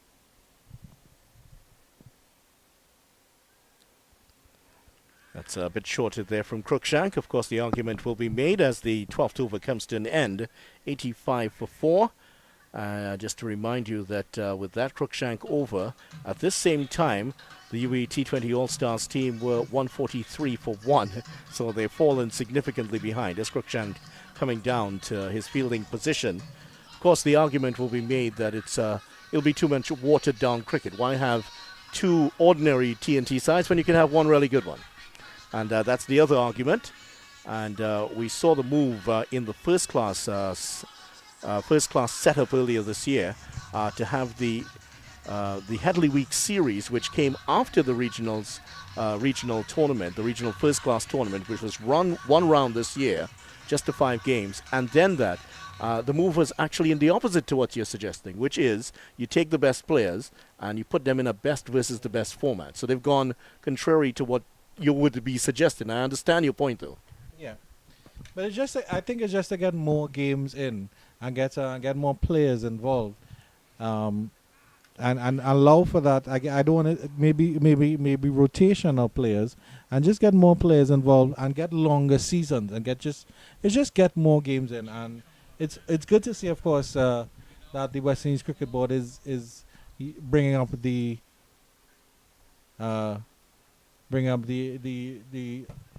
the young guns 11 to participate in these tournaments as well. The Academy 11, I should say. Isaiah Raja will take up duties from the northern end. Big Raj bowling his leg spinners. Let's see how he can go against the left-hander. Just gets himself in a tangle here, trying to pull that one away. Bidesi, and no run to start off. Of course, it's the argument between volume and quality, as some might say. Whether you want more matches or whether you want more quality matches, or less matches with more quality. That's where the argument might be. Cut away, and that's gonna get. He's gonna get 1 here, as the man trotting round the boundary, Jason Passad, does the fielding, and he's wasn't on the field when the inning started, but getting his chance to show what he's made of. The Guyana player played. First time I saw him was last year in the Bago T10 competition. Bidesi's been out there since the 4th over here, Vidya Ramphal. Well, hits that back past the bowler, and we'll get 1 down to Cruikshank. Yeah, his maybe this is not his remit. 12 of 18 deliveries. That's why I felt that Hackett may have been better to come in at 3 and really test him, give him a chance to play as many overs as he could. Well, hindsight is a terrible thing. Well, you're always accurate in hindsight, isn't that correct? You could never be wrong. Never be wrong at all. Good stuff here from Roger. He's rotated his ball as well. That's pulled away, and that's into the gap for 4. That was short from Raja. Just pulled that one down, and he pulled it down, and also Hackett. Well, that was well put away there by the young man, the 20-something-year-old. Has just powered that away to the boundary for a welcome 4 for him. They need a few more of those there, Vidya Ramphal. That run rate is now up to 19.36. That's no dolly at all, especially when you have to maintain it for close to 8 overs. And that's another one, but this time it's going to travel to Belcon, who's out there on the boundary, so he's only going to get 1 this time. Yeah, they do have to hit a lot of boundaries here, and that's what they haven't gotten. They don't really have. It's a bit of a mismatch when you look at the 2 teams between the 2 setups here. With Castro and Belcon on one side, that offers a significant advantage, which has been realized here in this game. Not a single. Well, actually, they should get 2 here because Passad had to run a very long way to get that one. And when you're producing and playing, that's always very difficult. 13 overs gone, 95 for 4. A 95 for 4 after 13. And well, it was a decent over in the context of the game here. Isaiah Roger going for 10. But really with a required run rate of 20 runs and over, if you bowl 10 runs and over, you're not doing too bad at all. I would have thought Roger maybe would have liked to kept Kareem Khan on for another over. Just stifle the UWI men's invitational a little bit more. But we'll see what goes on now as the umpire signals the batting power play. That's Denzel James, the umpire, at the southern end of the ground, is signaling the batting power play. That's Avinash Narayan, actually. At, my apologies. That is Mr. Narayan. Avinash Narayan. That's the last time you'll be invited back to the Narayan household, of course. And Avinash there at the southern end. Denzel James, the former first-class player, at the other as the striker's end at the moment. And there's going to be a new bowler coming in. And Tishon Castro, the all-rounder out of Marching Patriots here in Trinidad, is going to be bowling next. And you were just mentioning the depth that the T20 All-Stars have, and Tishon Castro, another shining example of that. A good, decent all-round performance from Tion Webster. Of course with the bat, sparkling with the bat, and doing not too bad with the ball at all. That's high, up into the air. There's a fielder coming round. Belcon settles under it, and he bobbles it, takes it on the second attempt. And he's taken the catch. That is, let's see. That was that the, yes, that was, in fact, the free hit. That's why it's not going to be called. So that is a no ball, the free hit for the no ball, and that's why it wasn't called. So he gets away with that. It's a no ball, so that's why it doesn't count. The catch was taken by Mario Belcon on the second attempt, and it's going to be a free hit now. Well, insult to injury here. Tishon Castro could have started brightly here, getting rid of the dangerous Sion Hackett early with his first delivery, but unfortunately overstepped. But Dacey has a chance to free his arms a little bit now with this free hit. Might spark his innings, 14 of 19 deliveries so far. And he does, and hits that away to the boundary for 4. So this could signal his attempt to get a few more runs here. And finally getting one that he likes. And that's 18 of 20 deliveries now. And just spanked that wide of the long-on fielder for 4. 97 for 4. 101, and that brings up the 100 for the UWI Men's Invitational. They still need a further 130 odd for victory. That one is going to travel towards the fielder, and just is left running over the ropes for 4 runs. So consecutive boundaries here off the bat of Bedesi, who is finally now better than a run of ball for the innings. So a late flowering of the innings here from Bedesi, and that was not far away from the fielder. Using the pace of Tishon Castro there well, opening the face and just guiding that into the deep point region. And was able to get that aerial and into the ropes for 4. Much needed 4. And they need more than 3 runs and over at the moment here. And just under 20 runs and over required. So that's going to be very, very tough for this UWI Men's Invitational team. And it might be a situation where they're just trying to keep it respectable at the moment, as Castro gets to the top of his mark. Another one of the hard-working all-rounders here in local cricket. Can bat and bowl well. That's whipped through mid-wicket again. A chase on here for Passad. This time he's going to pull it in. That's going to be another couple of runs here. Of course, today is the birthday of perhaps one of the most famous all-rounders in West Indies cricket history, Dwayne Bravo. His birthday today. He's actually 40 today, the champion. So a very happy birthday to Dwayne Bravo. And Bravo, a veteran of 40 tests, to 164 ODIs and 91 T20 internationals. Happy birthday to Johnny Bravo. So it's carved into the square side region. Fielder from point comes around and they get a single there, Bedesi. Starting to show some intent here. Not sure how deep the batting goes after this pair here.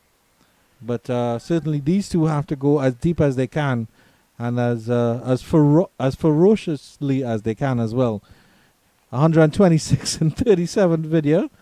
It is mathematically possible. I mean, that's all we can say. Even if you had Dwayne Bravo here, it still may not be possible. Bravo, of course, a very fine player as a batsman and a bowler. Many people know him for his bowling, but he's actually started off as a batting all-rounder. He's got a big 100 at the National Cricket Centre in first-class cricket. It's going to be one this time. He has 100 in Test cricket as well. Yeah, he certainly does. And Bravo, it's a day he'll always remember, not only for it being his birthday, but as the over comes to an end here. Partnership of 30 of 21 deliveries after 14 overs. UWI men's invitational team are 109 for 4. And why it would be a memorable day for Dwayne Bravo is also because 11 years ago, back on 2012, that was the day the West Indies won the T20 World Cup against Sri Lanka. West Indies winning that game. They struggled. If you don't remember the scores, here's how it went. Marlon Samuels had 78 of 56 balls as the West Indies got 137 for 6 in their 20 overs. Sunil Narayan 3 for 9. Samuel Badri 1 for 24. And Ravi Rampal 1 for 31. I mentioned Ravi Rampal because you mentioned the name Tilakaratne Dilshan, who was in his prime back then. The delivery that Rampal produced to bowl Tilakaratne Dilshan, I'm sure he'd agree that's the best ball he's bowled in his life. And he's bowled quite a lot of good ones. West Indies going on to win the game quite comfortably in the end. Darren Samuel took 2 for 6, lifted the trophy for the West Indies. Roger to continue from the northern end. And I do remember that delivery very, very clearly. I think all West Indian cricket fans remember that. Ravi Rampal always has this knack of taking early wickets and bowling these spicy deliveries, these peachy deliveries that just, they have to take a wicket with their Rampal. And that bowling Tilakaratne Dilshan neck and crop. Takes the edge this time here at UWI Spec, and that one doesn't travel to the fielder. So Hackett's trying his level best here, 11 of 13 so far.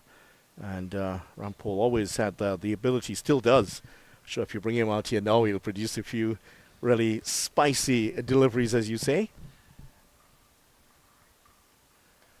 And as I was saying, that delivery to take out Tilakaratne Dilshan built on the momentum that Marlon Samuels had towards the end of the West Indies inning and set the tone for a really, really amazing fight back from the West Indies team.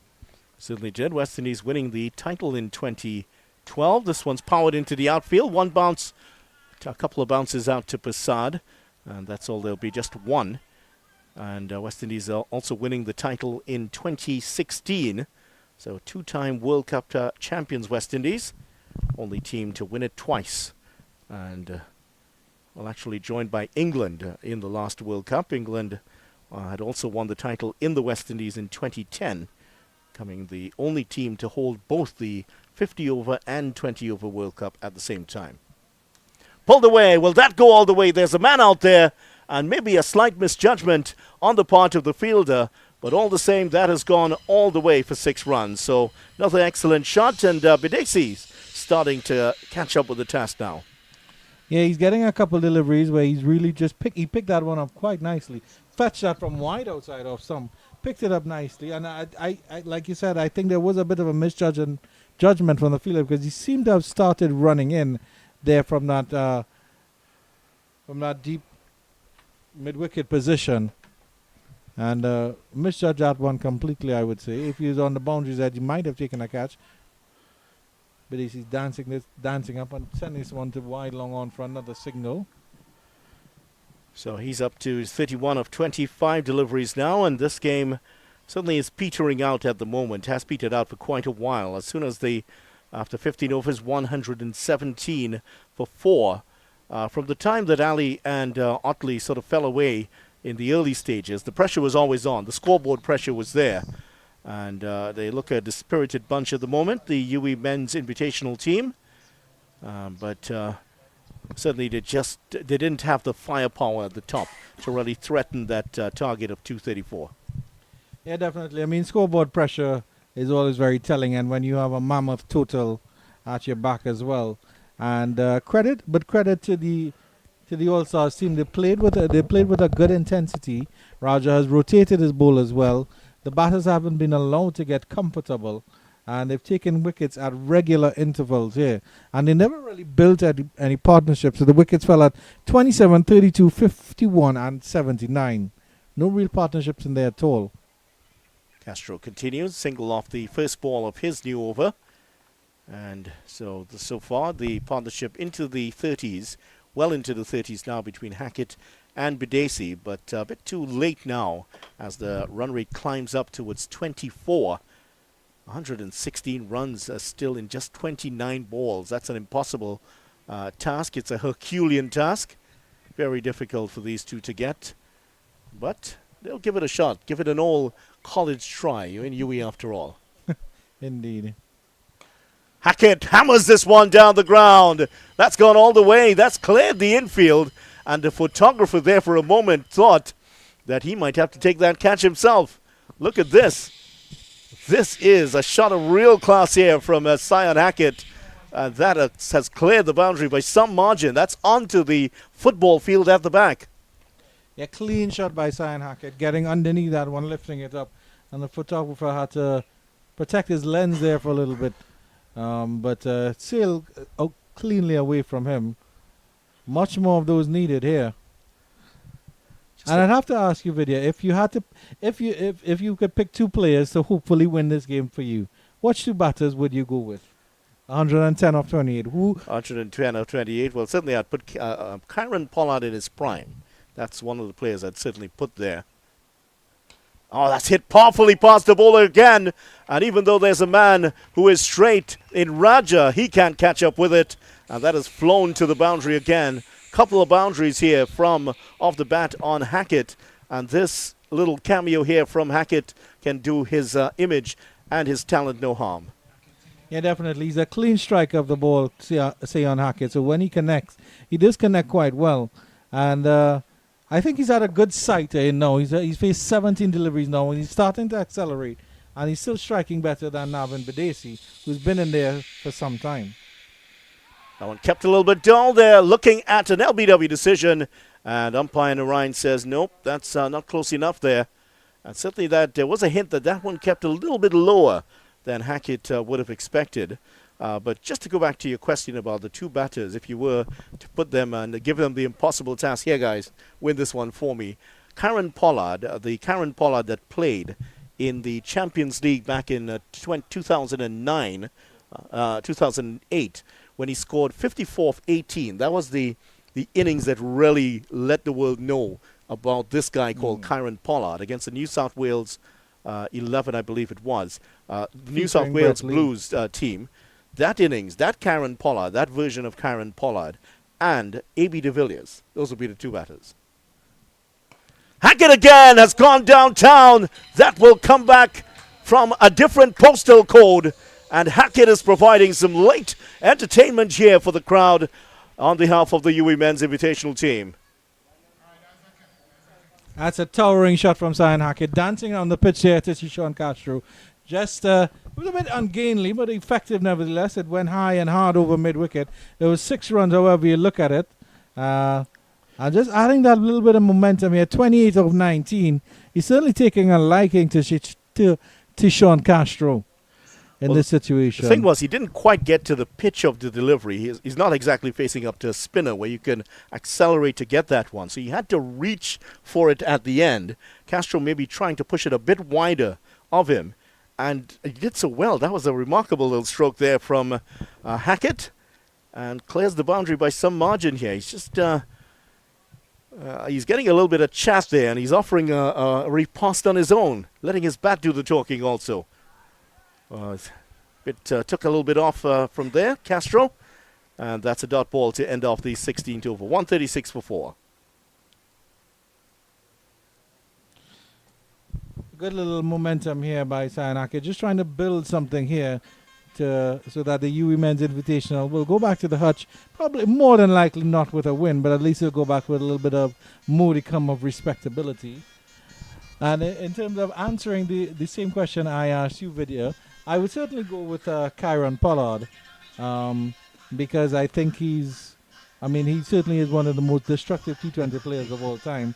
And I think the universe boss would have to join him on the other end, Chris Gale, because I would really, there have been very few instances where you've seen Gale and Pollard together batting, and it's more than likely in West Indian colours. And it always has been a sight to behold. Well, if you were restricted to West Indies players, certainly it would have been Pollard and, of course, Christopher Gale. But if you call any other player, A.B. de Villiers would have to be in there. He is the unicorn, actually, when I it comes totally to understand. batting. He's very special because even though he's retired, he can still come back into South Africa and do some very, very good damage. A.B. de Villiers could have batted left-handed and still done all of those things, I'm pretty sure. A really special talent, fine tennis player, scratch golfer, and very good at pool and just about any other sport. Another single. I think if Tiddlywinks were a World Cup sport, A.B. de Villiers might have a shot at getting the championship. Yeah, I think he was similar to Jacques Callis in that respect, because I remember reading an article about Jacques Callis that he was very good at tennis as well when he was younger. So certainly those two South Africans have the golden touch. And they really are just some players with you, and whatever they touch, it seems to be golden. Maybe somebody like Sir Viv Richards, who picked up golf and was very good at it as well. Also played as a sweeper back for the Antigua national team here in Trinidad. Yeah. Sir Isaac Vivian Alexander Richards, the great, now known as Sir Vivian Richards. Yeah, he certainly was multi-talented. The only player to really play in World Cup qualification in both of the two big sports, cricket and football. And if you're talking about talented players, Jonty Rhodes also a fine player at all levels in cricket. And he also played hockey for South Africa. And don't forget that he almost was part of the South African team that qualified for the Barcelona Olympics. Oh, wow. That's the hockey team, that is. Yeah. Oh, that's a short delivery. Almost guides it back onto his stumps. That seemed to hit the body off the arm and maybe off the bat, almost dropping onto the stump. That would have had enough momentum to dislodge the stumps had it hit. Excellent bowling here by Uthman Mohammed, coming back late into the innings and tucking up Cyan Hackett, who was looking ready to free his arms. Coming back to multi-talented players, Vidya Rampal, we'll always be forever grateful that Brian Lara chose cricket over football because, of course, he's still very close friends with that great national footballer Dwight York. At one point, he was contemplating choosing football over cricket. Mohammed comes in again. Hits him on the pad, but nothing doing from the umpire. They will get just a one run. A very, very full delivery here. And Hackett is fired up because several of the players from the UWI T20 All-Stars team, they've been giving a little bit of a stick to him there, and he's been giving back a little bit on his own. In fact, he was getting some stick from Crookshank, and he was telling Crookshank, "Why don't you take the ball and come and bowl at me?" Well, you gotta like that because you're gonna get that in spades and truckfuls when you go out to international cricket. Imagine playing against Australia, as one former player said famously. Off the edge, and that's going to run down to the boundary for 4 runs. That is another welcome boundary here for the UWI men's invitational team. You're going to get that at international level, so these experiences will certainly toughen them up a bit more. I also know the Parkites, the Queen's Park team, has their particular little diss, as they say, on your bike, Vidya Rampal, when they get a batter out. On your bike.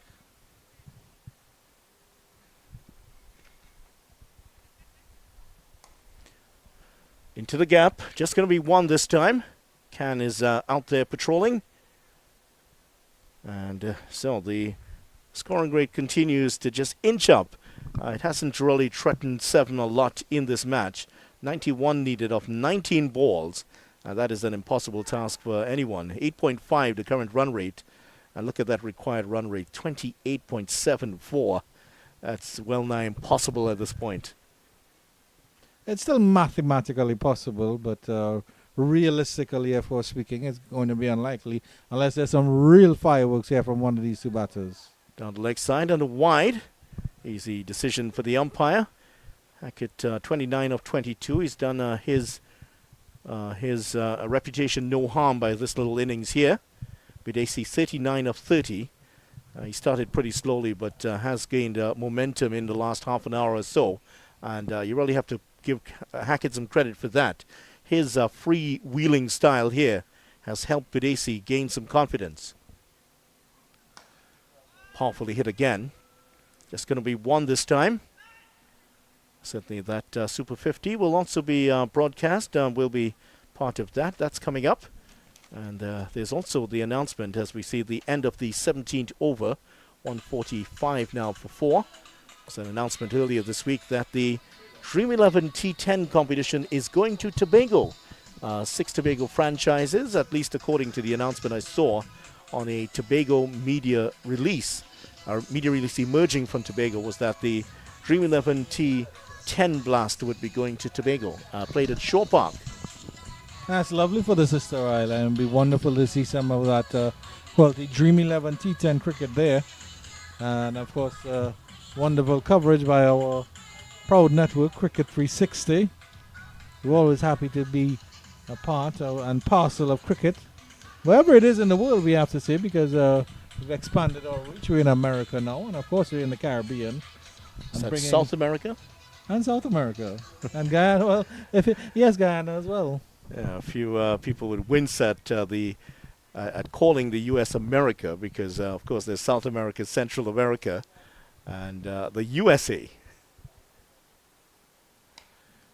Hackett using his feet, just getting one this time, and he strikes the ball very cleanly, and certainly exciting young cricketer. We hope to see a lot more of him, and in that Super 50 team, I was going to give you an assignment to choose that Super 50 team, but of course, I'll give you some time to think about it. Just give us an idea of who are some of the what's your 11 going to be like to start as Bidesi continues. I'm not sure. There's so many there's so many players out there that can be drafted in. I would like to see Evan Lewis play a part, as well as maybe if Shannon Gabriel is around, to get him in the action. Jaden Seals as well. I would like to see him develop in the 50-over game. Some good calls there, Andrew. This one's hit straight. It's going to be a... Whoa, that's gone to the other side. And I think Raja forgot about the bounce, the spin off the second bounce. It was the second bounce that did him in. And you can see here, the ball's going to land as we watch the replay in a moment. And when the ball dropped, he was on track to really make the stop. But it's the second bounce that turned viciously away from him. It can really make you look foolish here. So there it goes, just one. And look at the second bounce. Oh, yeah, just goes to the left. And he also may have overran it slightly, but that's how it happens. The 150 up here for the UWI men's invitational team. Is a fielder out there, just going to be one. And that's all they will have here. Cruikshank recovers in time to make the stop. Yeah, I think if our director Jason Prasad, I should say, could put in a sound effect, it would be womp womp womp for that little error there from Isaiah Raja. It's funny how sport can make even professionals look like amateurs once in a while. When a footballer misses a volley cleanly, for example, his foot goes flailing and the ball goes in one other direction. Well, I know you watch Liverpool a lot, so I can understand why you know that well. Well, not with Liverpool. Certainly with the other teams. Oh my, that's flicked away. That's gone all the way for 6 runs, and Hackett continues along his merry way. That was not a no ball. I think maybe just under the waist level from Cruikshank. Well, he was calling for Cruikshank, and he gets all of Cruikshank there. Hoists him over backward square leg for 6 runs. Yeah, if I was seeing Hackett, I would be like, wait, you bring yourself on to bowl that? But certainly a nice bite to the cherry there from Zion Hackett. Hit that one very, very clean. And that was a towering 6. The scoreboard was in a bit of danger there for a split second. Nice pickup shot there. Cruikshank has been expensive. The umpire's just checking to make sure the ball is all right. If it hits something off the field, but I think it's the hitting on the field that's the problem here. Yeah. Let's see how Cruikshank will respond. Where's he going to go? Is he going to go to the hard length here? Hackett's coming down the track again. Oh, that's an exquisite shot that's going to run away towards the boundary and just stopping short. Pull back here. There's a couple of runs here from Hackett. A nice 50 to end off this match will be certainly in good shape for him. Yeah, definitely. And that was a very pleasant shot because he had to adapt to that one, and he sort of had to crouch and unfurl and almost got it to the rope there. Got good purchase for that shot. Good running around there from that field at the long off position. On leg side this time, and a wide call by the umpire. Just to go back to your team, of course, you'd love to see Shannon Gabriel, top wicket taker of the tournament last year, and Jaden Seals is back fit again, so he would certainly be among the two fast bowlers there. Uthman Mohammed might also be in with a shout to get on the national team. What would your spinners be? Or you're not going to any spinners? Of course, you have to go with some spinners. 160 What for are the 4 here. options, Vidya? What are the options? Lay them out for me after this delivery. That's hit straight. And there's a fielder coming across. He's not going to get there because Raja was stationed a bit wide on the onside. And the former Queen's Park player berating the current Queen's Park captain as that one hits the ropes. 18 overs gone, 164 for 4. Definitely one of the spinners on my squad would be Kari Peer. I mean, I think even though Akil Hussain has leapfrogged him in terms of West Indian superiority and West Indian playership, I think Kari Peer is certainly one of the best underrated spinners in the Caribbean. What about Sunil Narayan if you can get Narayan? Yeah, I don't think any team in the world would say no to Sunil Narayan. Sort of like even if your beloved Man City wants Mo Salah. They would certainly take Mo Salah if they could get Mo Salah. You can keep your Haaland. Yeah, so yeah, if Narayan were to be playing, well, that would certainly be great. There, Narayan, of course, part of the TNT team that dominated Guyana in the finals back, was that 2016? Narayan shocked Guyana in the finals. And yeah, that sums up how the game has gone in the last couple, half an hour or so. It certainly has been a bit soporific. Yeah, I have to comment on a pillow position with Rampal because he's actually not making use of the pillow behind her head. He's just using it as a chest rester. But certainly see how I could use it in that regard. Kareem Khan comes back in, 1 for 9 off 2. He's been excellent. Let's see if he can close it out here. Whittle out another wicket maybe. Flicked away. There's a fielder out there, and he bails out of the catch early. It was Otley, and I think he also was looking straight into the lights on the opposite side of the ground. So he just decided, I'm just going to try to prevent this from getting to the boundary, and did very well. So Hackett 43, Bidesi 45. This has easily been the best partnership of the innings for these two, and it's nearing 100 at the moment. I think they're just maybe 12 runs away. I think this could be an interesting contest here because Hackett realizes, of course, I have nothing to lose here. Whatever happens, happens. But it might be an opportunity to get some runs, and he might just underestimate Kareem Khan, who has bowled excellently so far. 165 for 4. 11 deliveries still to go here in this UWI 75 Cricket Festival. Unicom and Cricket 360, your sponsors for this one. And certainly it has turned out to be a bit of a mismatch, but it's been a lot of runs, and certainly we have been entertained richly and royally by Tion Webster and his 108, 50 from Raja and 23 not out from Otley. Right now, the two entertainers out there are Sion Hackett and Navin Bidesi, both in their 40s and hoping to bring up 50s in the remaining time. That's powered into the outfield. A real chase on here. That's a good bit of work by the man coming round, Blyden. And his throw doesn't exactly live up to the quality of the fielding, and they get a couple of runs. Losing his shape a little bit, Hackett there. He'll be getting to him a bit slower, Kareem Khan. He's not express, has a decent run up here. But certainly not as fast as Uthman Mohammed and as zippy as Tishon Castro. Really a trundling run up. It's a little bit slower, and Hackett threw the shot early. Luckily for him, he didn't hear Timber shouted behind him. And he may have gotten a taste of his own medicine, the get on your bike call. And there's like I said, like I mentioned, he might be underestimating Khan a little bit here. Well, at this point, really, it's all about to get to that 50 and he's put in a sterling effort here, young Hackett.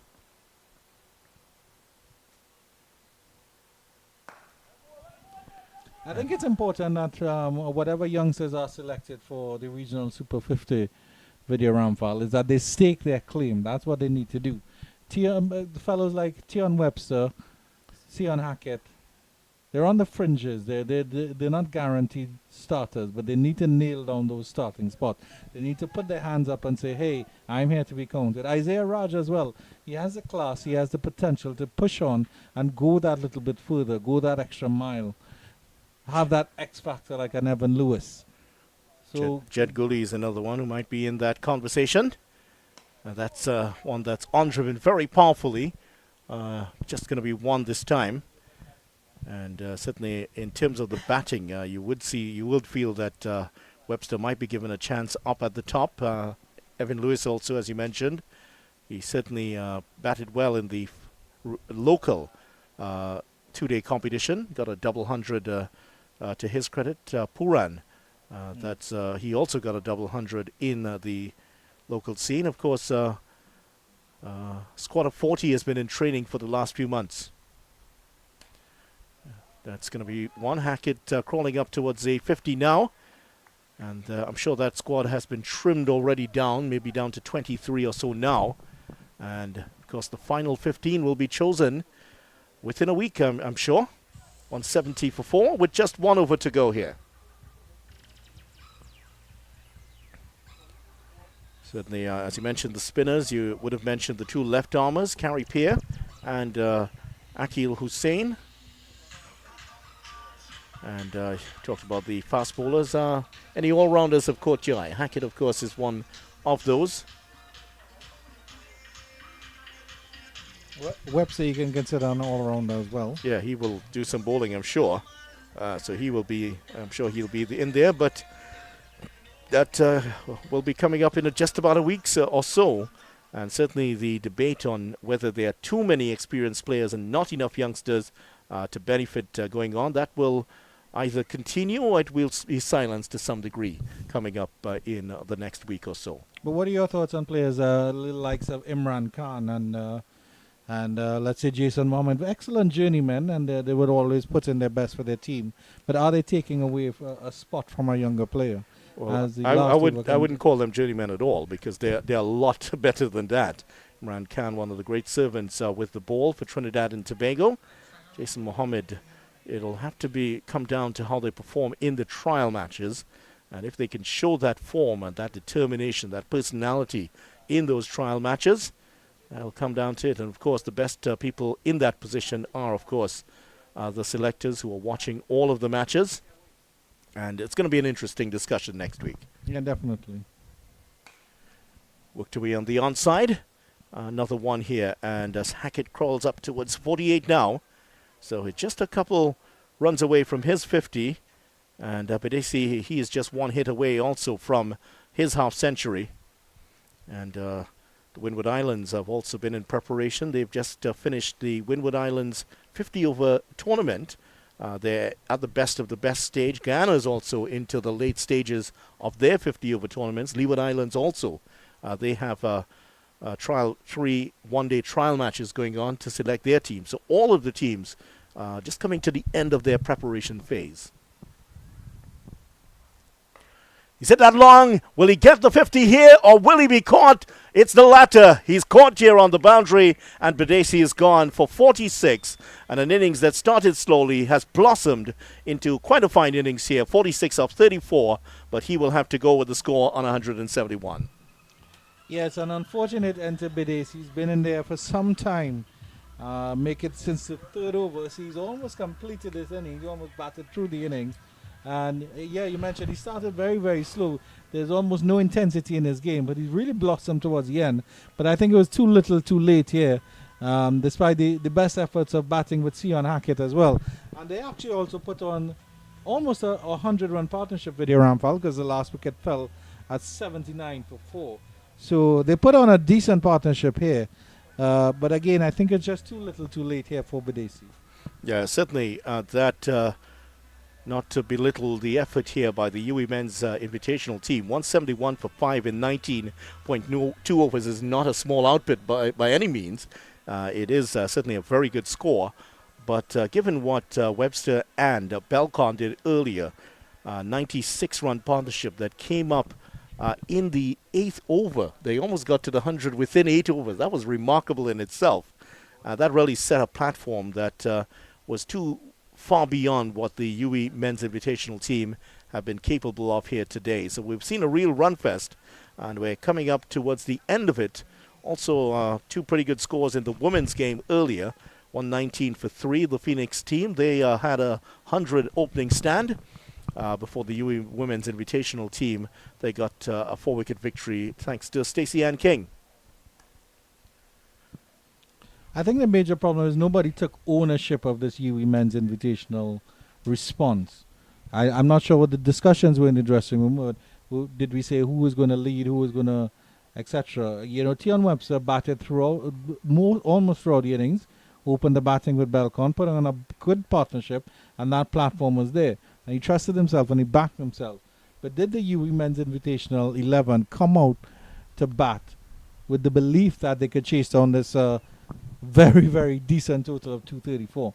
That's the question I'm asking, because that's the intensity that I didn't see from any particular batter until we've seen Tion Hackett, who's only coming at a very late stage, 6 down, or 5th, well, 6th player. Not going to get the 50 here, just a couple of runs for him. And he had the chance to take the single there, but he decided, listen, there's nothing in the game at this point. We're going to lose this game.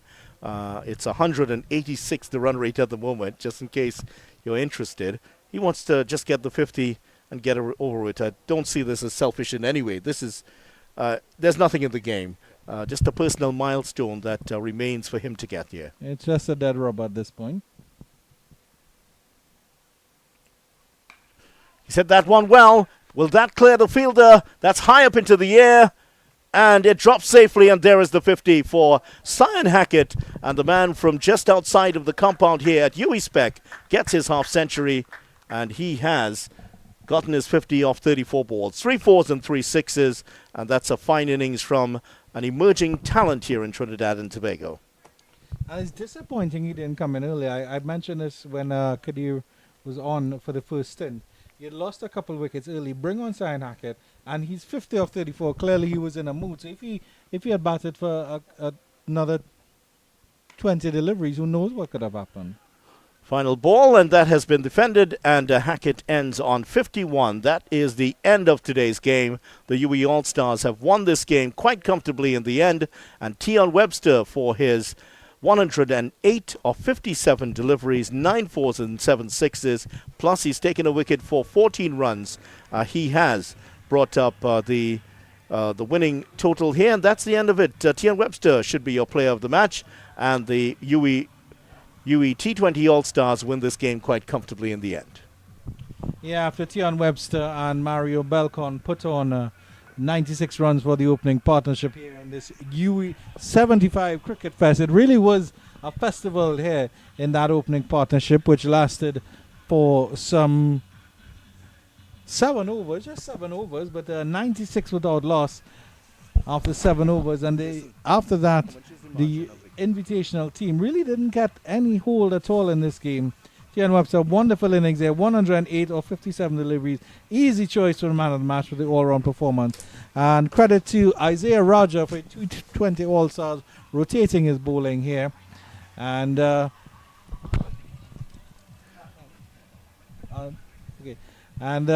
really was an excellent exhibition of cricket here. Not maybe the competition you would like to see at the end, because it was a really resounding victory here for the All-Stars, but an excellent performance nevertheless, and 2 wonderful games that really celebrate the beauty of UWI and sport here in the Caribbean. 75-year celebration, 75 Fest, and some final thoughts from Vidya Ramphal before we sign off.